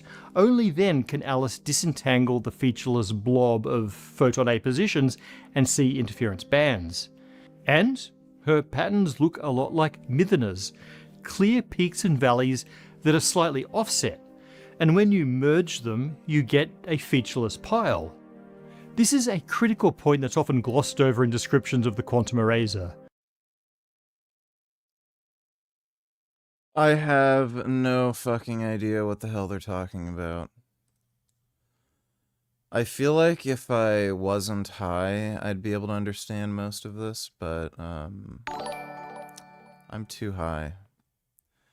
Dodo Donatellers, watch the astronometry video after this, then take a nap after sleep stream. Okay, thanks for the donation, Dodo. So to recap, the solution is Alice always sees the single slit pattern, and that's regardless of what Bob chooses to do on his side. But a single slit pattern is really just two double slit patterns on top of each other, the plus version and the minus version that's slightly offset. Now, if Bob does happen to do the eraser measurement, then he and Alice can reconvene afterwards and sort Alice's photons into the plus and minus groups, and they find those two double slit patterns. In our experiment, we did this sorting via calcite, but in the real version of the experiment, it just looks like post-processing the data to make the single slit interference pattern into two double slit ones. So instead of Bob's erasure measurement instantly uncollapsing the wave function and turning the single slit interference into the double slit, you only see this effect of his measurement much later, once he and Alice sift through the data.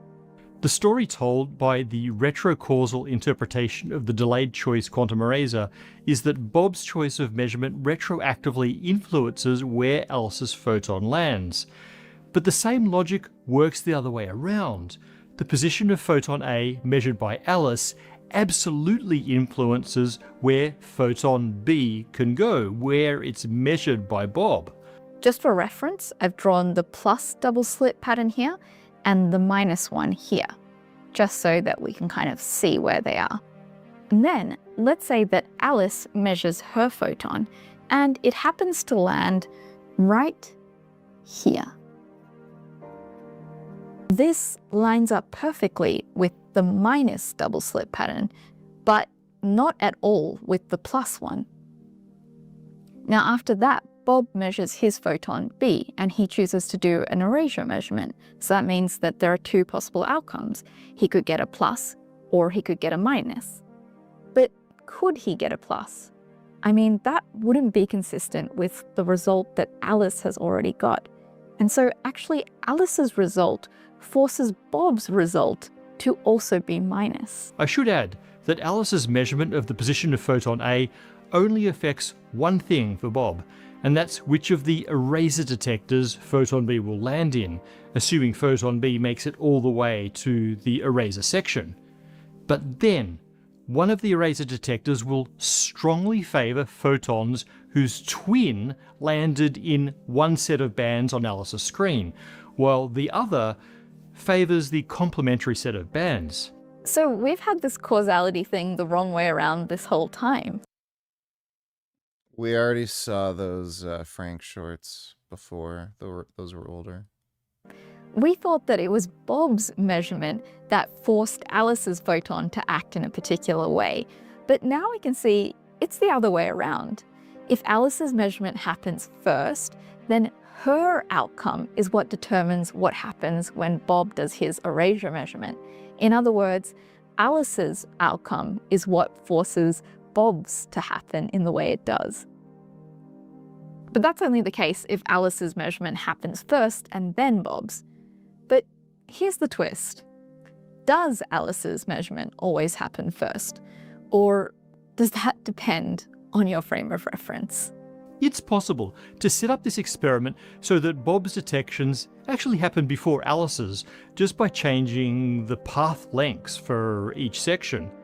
If we do that, we expect exactly the same result. The same interference fringes are revealed when photon A is filtered according to where photon B lands in the eraser. In that case, it seems that B caused A, but with the same result as when A caused B. This makes it harder to assign a causal power to either case. It's also hard to even imagine a causal path connecting Alice and Bob's observations, beyond the sort of spooky action at a distance that Einstein so hated. That said, there is a way to explain the causation that connects Alice's and Bob's observations that doesn't need to assign a causal direction. It all depends on what mysterious property really determines how our photons get sorted into the two detectors in the quantum eraser, or how they are sorted into the two interference patterns by the calcite crystal in Mithener's experiment. What property is that? Well, you're going to have to wait for an upcoming episode for that one. But in the meantime, go check out Mithener's channel for quantum deep dives and more DIY. Did not follow any of that. Last week, I got on a plane and flew from Taipei to Phoenix, Arizona, to visit Semicon West. For the first time ever, the semiconductor industry's biggest show is in Phoenix. I spoke to a lot of people on the floor and attended as many presentations as I could. Everyone was amazing, and I learned a lot. 5 years after TSMC's fateful 2020 announcement, the Phoenix semiconductor industry has been on fire, figuratively. In this video, a vibe check into America's semiconductor boom. Yes, it is real. I've gone to Semicon Taiwan and Korea before, but this was my first trip to Semicon West. It was always in San Francisco in July, which conflicted with other things on my schedule. but the shift to Phoenix in October worked better for me, and the new digs made it novel enough to go. I think the current plan is to have the show alternate from now on between San Francisco and Arizona every year. Not sure how long they intend to do that, but the novelty factor meant that this show was well attended. With that being said, however, it might not be the best show for you. It is indeed. Here's why.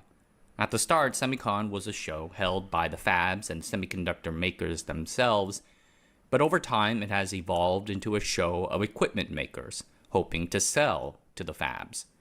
So rather than Intel, you have KLA, Lam, Tokyo Electron, and smaller supplier companies. There are good presentations that can be a good education for a beginner, but for the most part I found most things on the show floor to be just semiconductor adjacent. If you're interested in the science and hard technology, you might need to attend one of the smaller specialized conferences. This year's show, I can sense the tightrope that the sponsoring industry organization SEMI has to walk here. The trade and geopolitical situation right now is interesting, to say the least, somewhat volatile. And we must acknowledge that TSMC first came here to Arizona in part because of this. The belief that semiconductor manufacturing must quote-unquote come back to the United States resonates throughout the show, couched in dry terms like supply chain resilience. One of this year's major sessions was Resources for Expanding Operations in the United States, featuring a variety of speakers and presentations on topics like speeding up fab construction, and those were quite well attended throughout the 2 days. Yet at the same time, SEMI is an international organization. Companies in Asia and Europe are key participants, and nothing is possible without the technology, skill, and expertise contributed by internationals. You don't want to alienate that.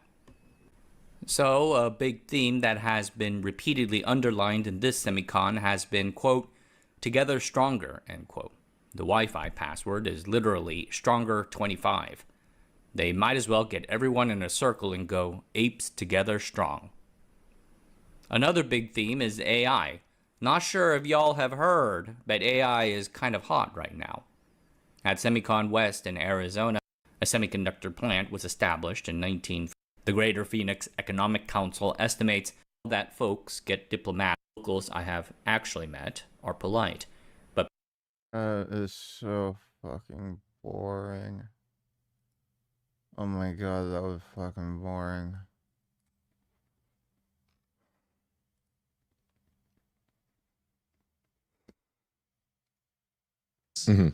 But I was sharper in Alabama. And I think I finally realized a pattern where when I have 2 days of carb up, so in Toronto Pro I had 2 days of carb up. Olympia I had 2 days of carb up. Alabama I only had 1 day of carb up. So mind you, I totally deplete to make weight. Yeah. And like sometimes I can even starve myself. So I make weight when I have 2 days to carb up. I look soft. I look a little bit soft. I'm still dry. Like I still have striated glutes and everything, but I'm still kind of soft. Alabama Pro, I had only 1 day and I squeezed everything in and god damn, I was sharp. Like I deliberately do a blood test a week before my show where I'm supposed to be at my all-time worst. And I use that as an indicator of whether or not I should continue or not. Not the prep. I'm going to continue the prep because it's only 1 week out, but as in to do another show. I like to always test myself at my worst, considering that I'm almost 40 now. I'm trying to remember. Well, here's the thing, right? When you overdose, it all comes down to estrogen. I think higher testosterone, the reason why there's the notion of it's less detail when you're on more drugs is because a lot of it converts to estrogen, and estrogen. I feel like Julius Maddox will never hit the 800 pounds bench press. He's getting older and can't be over 400 pounds forever. What he's been doing lately is hitting some impressive numbers that he's already hit, and then lose strength, and repeat. Thoughts? He's too unhealthy. I think if he didn't eat like shit and wasn't so fat, He probably would have hit 800, but I don't think he's healthy enough to maintain the level of fitness or get to the level of fitness required for an 800 bench. So, like when Scott Mendelson broke the Raw record, I think he benched like 700. He was actually lean. The guy looked like a fucking rhino. So yeah, I think the guy just too fat, eats like shit. He probably is diabetic. He has signs of diabetes. So I think that's just holding him back. He's probably going to snap his shit up sometime soon and then just never get to where he was. Thanks for the donation though, Killian Titan. I'm leaving Australia. Been talking about it for years, a couple years too long. Selling everything I have, including my chairs. About 2 weeks away from having it.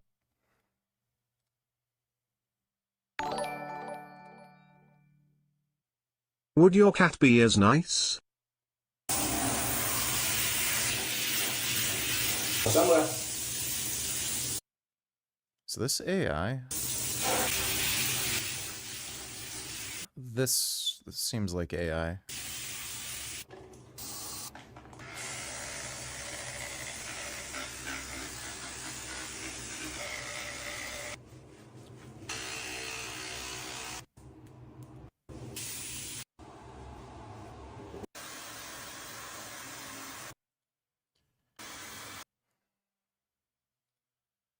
Yeah, Gummy would not sit there like that. Thanks for the donation, Lotta. Estrogen retains water. I don't know if I'm fully on with that. Nah, bro. No, 100%. 100%. Estrogen retains water, makes it harder to retain fat as well. No, I'm on with that. Oh, but I don't know if that. I'm fully on with it just being from estrogen. Oh, well, no. I think it's because what else is it? More testosterone. You're building more muscle. It's just water retention in general. Yeah, as a like side muscle, effect. right. But why do you get that? Why do you get water retention? Why is that side effect there from testosterone? Because it converts to estrogen. Well, we're talking about water retention in general, not just in the subcutaneous layer, right? We're also talking about like intramuscular, right? But you want that though. Intramuscular is very different than subcutaneous. That's why like I can take. What open bodybuilders do you see more shredded than classic? How do you feel about what Urs looks like now versus what Urs looked like when he was in classic and he was shrinking down? He's still fucking shredded, but let's talk about Hadi Chupan. Okay. What do you want to talk about? So he's fucking diced as shit, mm-hmm. and he's as dry as people in classic. So the reason why not in the back. I was just gonna say the back. The reason why the back is not as dry is because I don't think it's a matter of retaining water there. I think muscle, just when it starts to grow, like let's say you have like your back, you got not the rhomboids, what are they called? Those two tubes in the middle. Not the rhomboids, what are they called? Right on top. I'm doing it right here, I don't care. Top of the lower back. The lower traps? There's the upper and lower traps. Yeah. There's a rhomboids also in the same area. Yeah, they have a name. Erectors, the spinal erectors, right? You have the spinal erectors right there. And then in the middle, you have like space a little bit between them. And when you're very dry, you kind of have that Christmas tree when you hit a back double biceps. Mm-hmm. When your spinal erector starts to fucking grow so much, they start to grow like into each other. And then the gaps start to go away. That's what I think happens. And a good example is Ramon and Mike. Look at both their back double biceps. Ramon has less back muscles than Mike. But then when they're both diced, there's something about Ramon's back that looks more dry. Dodo, donate $2. Can you watch the Fern video? Yeah, we'll watch that in a minute. Thanks for the donation, Dodo.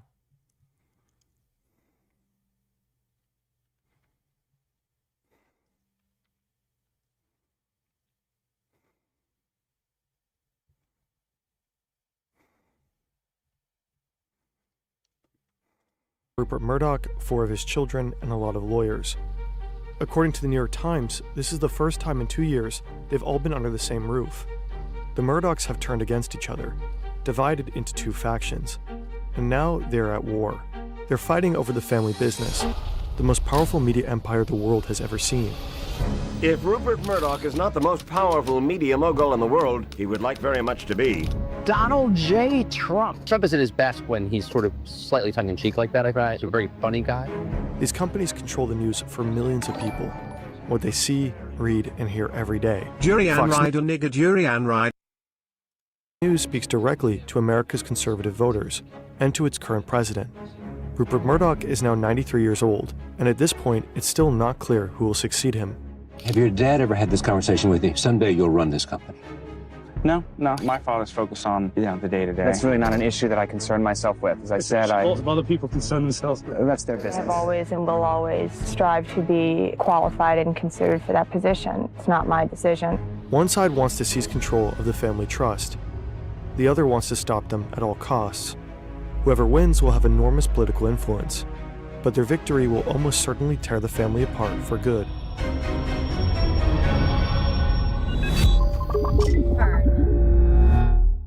Much of our research for this video draws on reporting from the New York Times, The Atlantic, and other accredited news outlets. Direct quotes attributed to members of the Murdoch family are largely based on this reporting. All sources are listed in the video description. That said, many details and nuances could not be independently verified by us. We also contacted all major Murdoch family members to request statements confirming the main aspects of the story, but none responded.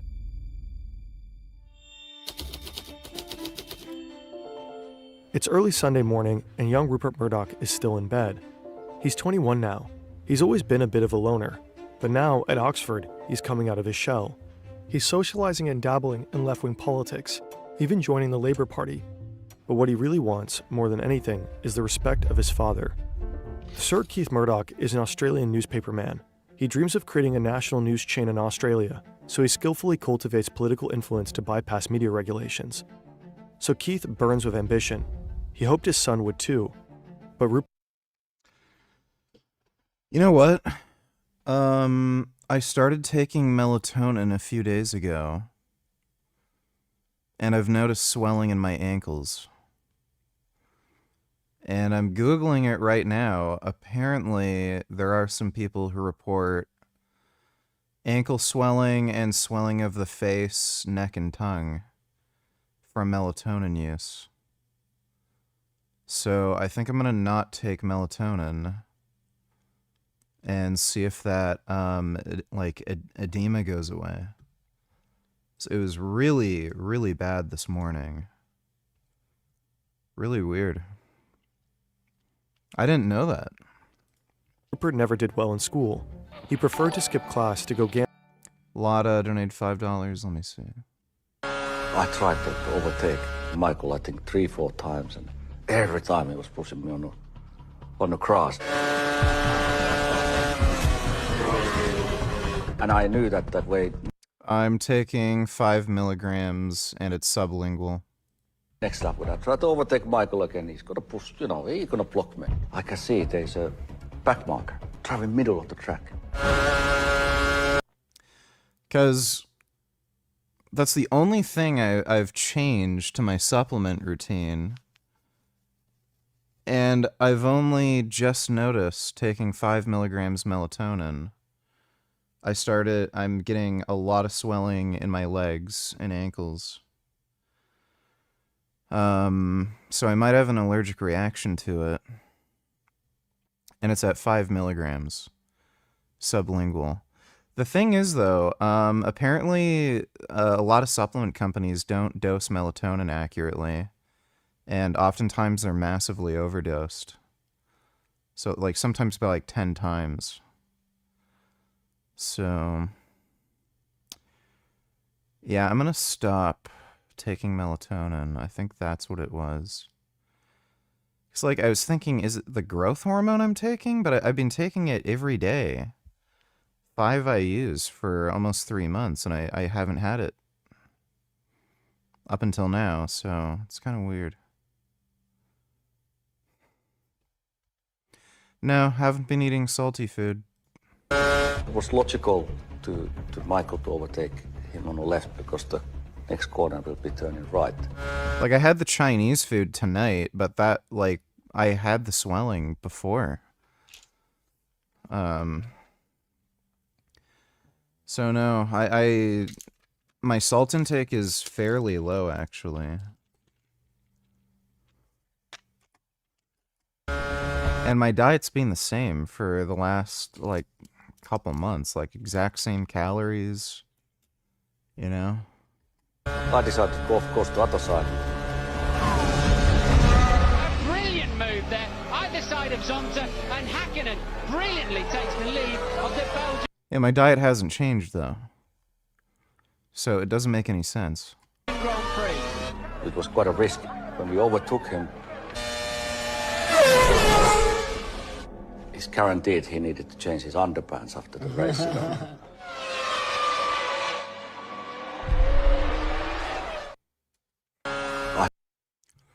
F1 is so cool.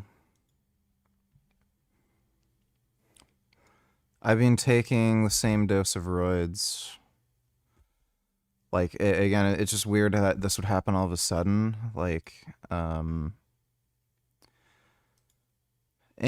I don't think I'm getting estrogenic sides either, because my nipples are actually less hard than they were before, and they're not itching at all, and they were before. Gamble on horse racing.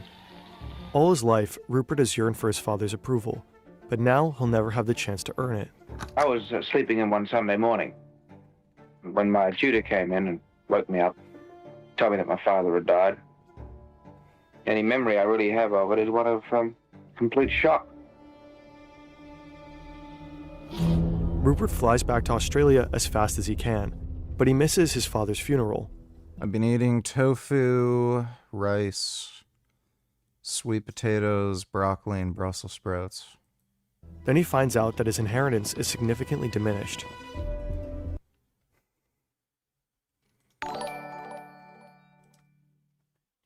What? You had Chinese takeout? You know that's you know whose favorite food, right? So you got greasy Chinese takeout without her? Where did you get it? Yeah.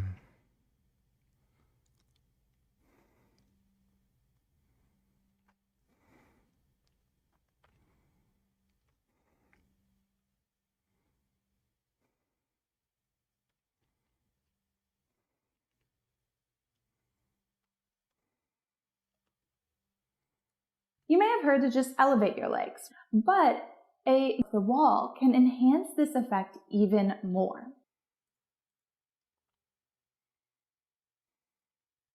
Chair.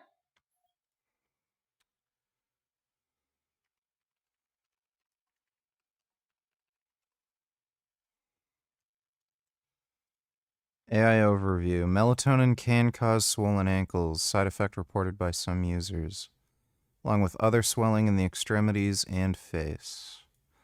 Have been getting a bit of facial swelling, too.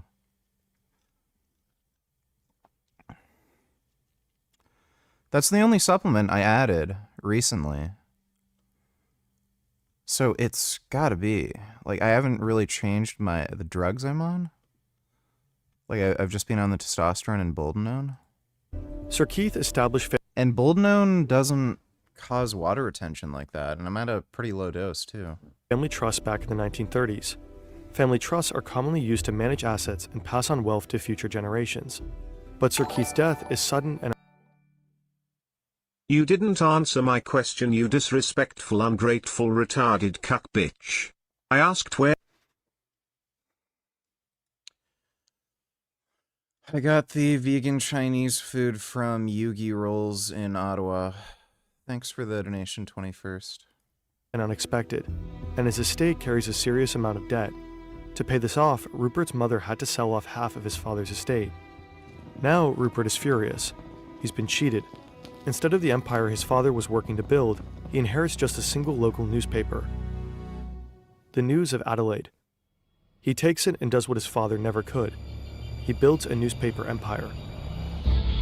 By the time he's 40, Rupert has gone further than his father could have dreamt. He founded the first national newspaper in Australia. The Australian. That is hilarious. And soon, he used that platform to help catapult a politician into the Prime Minister's office. He's conquered Australia. Next up, the rest of the world.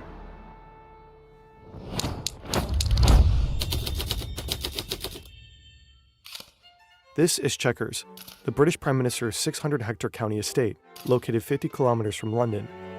It's afternoon. Prime Minister Margaret Thatcher is sitting down to eat. Thatcher wants to keep this lunch a secret. For the rest of her life, she'll deny it ever happened. But notes in her official archive tell a different story. Sitting across from her is Rupert Murdoch. In a few months, Rupert will turn 50. He's easily one of the most powerful figures in Australian media. His company, News Corp, dominates.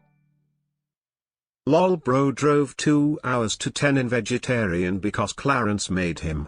Just like the good old days, eh? Nigger. We didn't go to Tenon. Thanks for the donation, 21st. It's about 2/3 of the newspaper market in the country.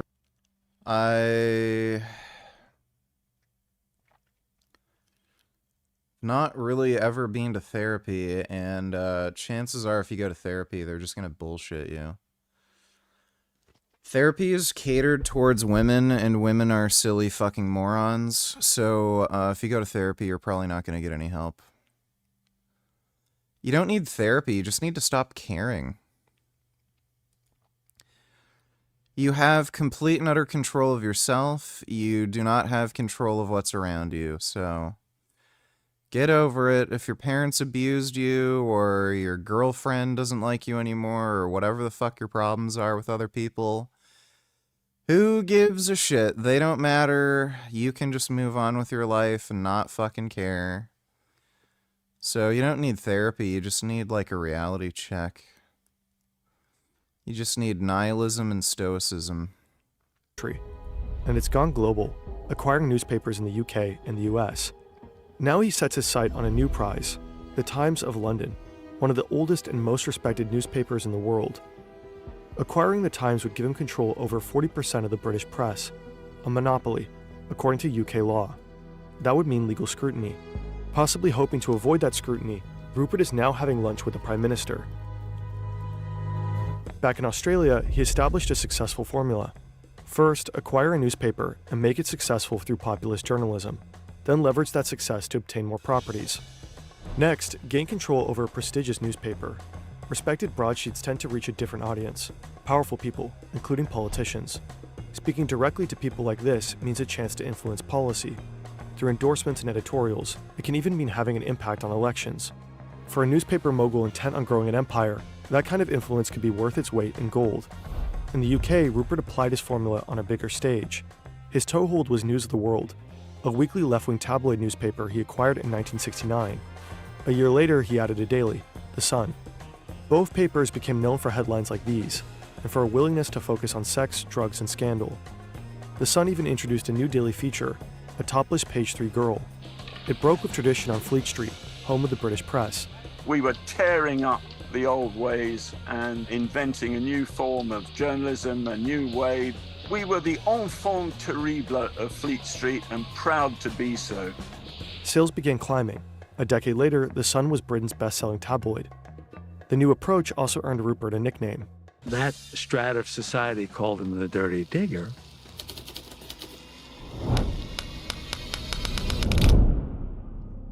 Now Rupert is making his case to Thatcher for why he should be allowed to take over the Times of London. He just wants to make improvements to the paper, he says. He'll be a hands-off owner. Later on, he'll guarantee this with a written promise. Afterward, he thanks her for the lunch with this handwritten note. He calls her, "My dear Prime Minister." There's no evidence that Rupert and Thatcher made a deal. Thatcher carefully avoids any suggestion of this, even in her own documents. Her official record of the event states she did no more than wish him well in his bid. But this official record doesn't even cover the entire meeting, just the salient points. And in accordance with Thatcher's wishes, it was kept confidential. No one outside of the Prime Minister's office was to know about her lunch with Rupert. This has led some to speculate that over lunch, Rupert Murdoch and Margaret Thatcher may have arrived at an understanding. What is certain is that within weeks, the Monopolies Commission decides not to look into Rupert buying the Times. Soon, he owns the paper. At the same time, Britain is stuck in a recession. Thatcher is deeply unpopular. But in April 1982, Britain goes to war with Argentina over the Falkland Islands, and Rupert's tabloid, The Sun, goes all in on supporting it. As Britain's best-selling tabloid, The Sun reaches a huge portion of the British public, and many believe its aggressive support for the war hugely boosted Thatcher's popularity. Some have even suggested this might have saved her prime ministership. Rupert applies his formula on the other side of the Atlantic too. His tabloid, New York Post, helps deliver the long-shot candidate at Koch to the New York City's mayor's office. I wouldn't be in a position to say I was mayor of New York City if Rupert hadn't endorsed me. He gave me credibility. Then the Post gets behind Ronald Reagan's presidential candidacy. The endorsement of the New York Post of Ronald Reagan was crucial. Reagan carried New York State in the 1980 election. During the Reagan administration, Rupert's drive to expand faces fewer barriers. At the time, American regulations prohibit owning a major newspaper and a television station that share the same market. Under the Reagan administration, the Federal Communications Commission temporarily waives these regulations for Rupert. Only American citizens can directly own more than 20% of a TV station. So Rupert applies for citizenship. In September 1986, he receives it, quickly enough that some claim his application was fast-tracked. With these roadblocks out of the way, he's free to buy a handful of television stations. Then he buys a movie studio, 20th Century Fox.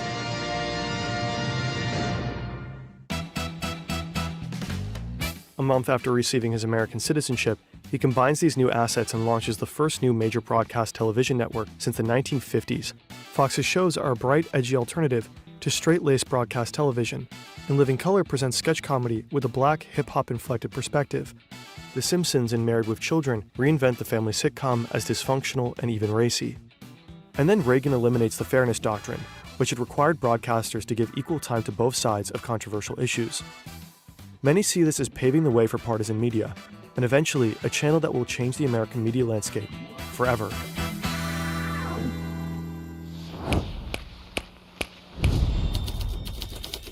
Thank you very much for your attendance at such short notice.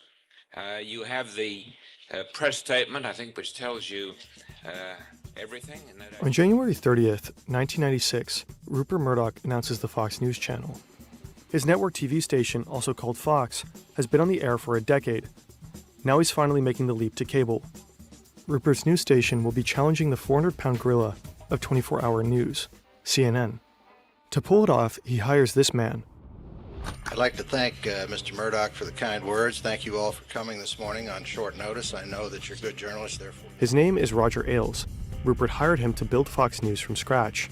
They have a lot in common: conservative politics, an instinctively anti-establishment point of view aimed at what they see as liberal elites. And it's a crystal clear vision for Fox News. The network will cater to an overlooked audience: older, white, less educated, church-going, rural, and most of all, conservative. So-called Middle America. The two men will reportedly joke that they've uncovered a whole new market, half the country. Ailes was media advisor to Presidents Richard Nixon, Ronald Reagan, and George H.W. Bush. He knows the target demographic well. He's also a controversial figure in the media landscape. Just weeks before the debut of the Fox News Channel, he left a job at NBC after reportedly hurling an anti-Semitic slur at a co-worker. And he's known as a magician of the divisive power of media. For Fox, he's later quoted as saying, "It's not enough that conservatives like us, but that liberals hate us." Fox News Channel, fair and balanced. When Fox debuts, the studio looks cheap, thrown together, but it's undeniably different. It's colorful and deliberately edgy. Over and over, the station's slogan is repeated: fair and balanced. It worked, and ratings soared. By 2002, Fox News had become the most watched cable news channel in America. For many conservatives, it became the only channel, and its base was always expanding. In 2007, a study found that when Fox News entered a local media market, it pushed viewers to the right and made them more likely to vote Republican. This was called the Fox News effect. If a Republican politician wanted to reach their base on the national stage, it was said the only road went through Fox. Republicans originally thought that Fox worked for us, and now we're discovering we work for Fox. News Corp's power and influence now spans several continents, but Rupert himself was aging. He had always considered his empire a family business, and like his father, he had considered his legacy. My two sons are very interested in having major careers, and I'm doing what I can to train them and give them opportunities and see what mistakes they make and what triumphs they have. But which of his children would one day take control? On that point, Rupert could be maddeningly hard to read. You have 3 adult children. Clarence is just doing like a collab with me, vlogging and stuff. Lachlan, James, and Elizabeth, each of whom is now a very accomplished media executive in his own right. At the same time, you have reportedly told your biggest outside shareholder, Prince Walid, quote, "I'm going to stay on as CEO until I'm 130. So, as I say, I'm more realistic than that, really. Rupert Murdoch raised his children to be media moguls. He pushed them to be part of his empire. We knew that Dad loved the time he had with us, and he wanted us to be part of his world. And I think that as a child, you have to be part of that world in some ways if you were going to be engaged with him. One day, one of them would take over the family business. But which one? According to observers, the children were constantly trying to figure out where they stood with their father. Who did he favor at any given time? Family life revolved around succession. Each child grew up trying to prove themselves worthy. Elizabeth Murdoch is often described as bright, capable, and like her father. With his help, she purchased a pair of television stations in California. About a year later, she sold them for a $12 million profit. Soon, she'll be climbing the corporate ladder at her father's satellite TV station. Is he making tea again? I want tea. Hey, Clarence! Hey, Clarence! Yo, you making tea?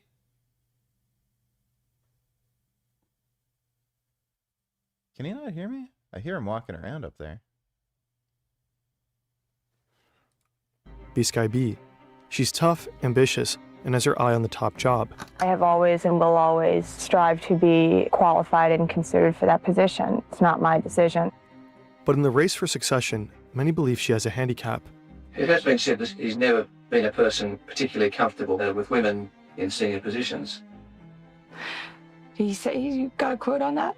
I haven't got a quote on that. It's been said, as I said in the I don't think he ever actually said. I don't know if that's true. I can think of a number of senior women that he's come to count on and rely on in very, very important positions. I think Dad is traditional in many ways.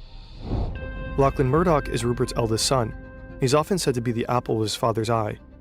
He just graduated from Princeton University. Now he's working on his father's newspapers in Australia. He's young, rich, and a budding celebrity. Have your dad ever had this conversation with you? Someday you'll run this company. No. My father's focused on, the day-to-day. Prudence is Rupert's only child from his first marriage. She's also the only Murdoch sibling to avoid the family business, though her husband works for News Corp. James Murdoch is often called the family rebel, dropped out of Harvard to follow the Grateful Dead on tour, founded a hip-hop label, Raucous Records. Yeah, that's really not an issue that I concern myself with. As I said, If other people concern themselves with that's their business. Anna Murdoch is Rupert's second wife. Anna's been part of News Corp since she was 18 years old. She met Rupert while interviewing him for one of his Australian newspapers. Jeez.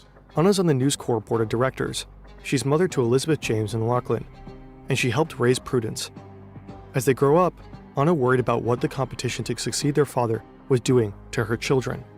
Your sons, are they planning to go into the newspaper business? I think so, and so is my daughter. I mean, I can see lots of arguments along the way. Yeah. Who knows what will happen? It wasn't always easy. Rupert's work always came first. Newspapers are in his blood. He's a good Australian businessman who's come here. I'm going to show you how to do it. And it never... I think we're going to have to watch the rest of that later. I think I'm going to try to get some sleep, head to bed. Cuddle with my cat. Did you know cats secretly test how much you respect them? Yep, they've got their own little ways, and most of us fail without even realizing it. Let's go through them. Test 1, the belly test. When a cat shows you their tummy, it doesn't always mean rub me. That area is super vulnerable, so when they roll over, they're actually testing if you'll respect their boundaries. If you reach out and start petting and they swat at you, you failed. You're supposed to admire, not touch. Test 2, the blocking test. Ever notice your cat just standing in a doorway way like they own the place? That's not random. They're watching to see what you'll do. Will you step over them? Wait for them to move? Avoid them completely? However you react tells them how much space you're willing to give. Test 3, the attention test. Cats love attention, but only when they want it. If you give them too much when they're not in the mood, they might walk away or get annoyed. But ignore them too long and they'll knock your stuff over just to remind you who's boss. They're always trying to balance it. Test 4, the staring test. If your cat stares at you, it's not always because they're in love with your face. In cat language, long eye contact is a challenge. If you keep staring without blinking or looking away, they might see that as disrespect. That slow blink you see sometimes, that's their way of saying, I trust you. So if your cat ever acts weird, maybe they're just checking if you're worth their trust. Has your cat... Wow, cats are amazing. Alright, well, I'm going to try to get some sleep. Big thanks to everybody who donated on Streamlabs. Really appreciate it. Clarence is heading back to the UK tomorrow, so we'll be back to our regularly scheduled programming. I love you all so, so much. In a very, very gay way. And I hope you have sweet dreams. So nighty-night. Probably see you all tomorrow. So sweet dreams. Good night.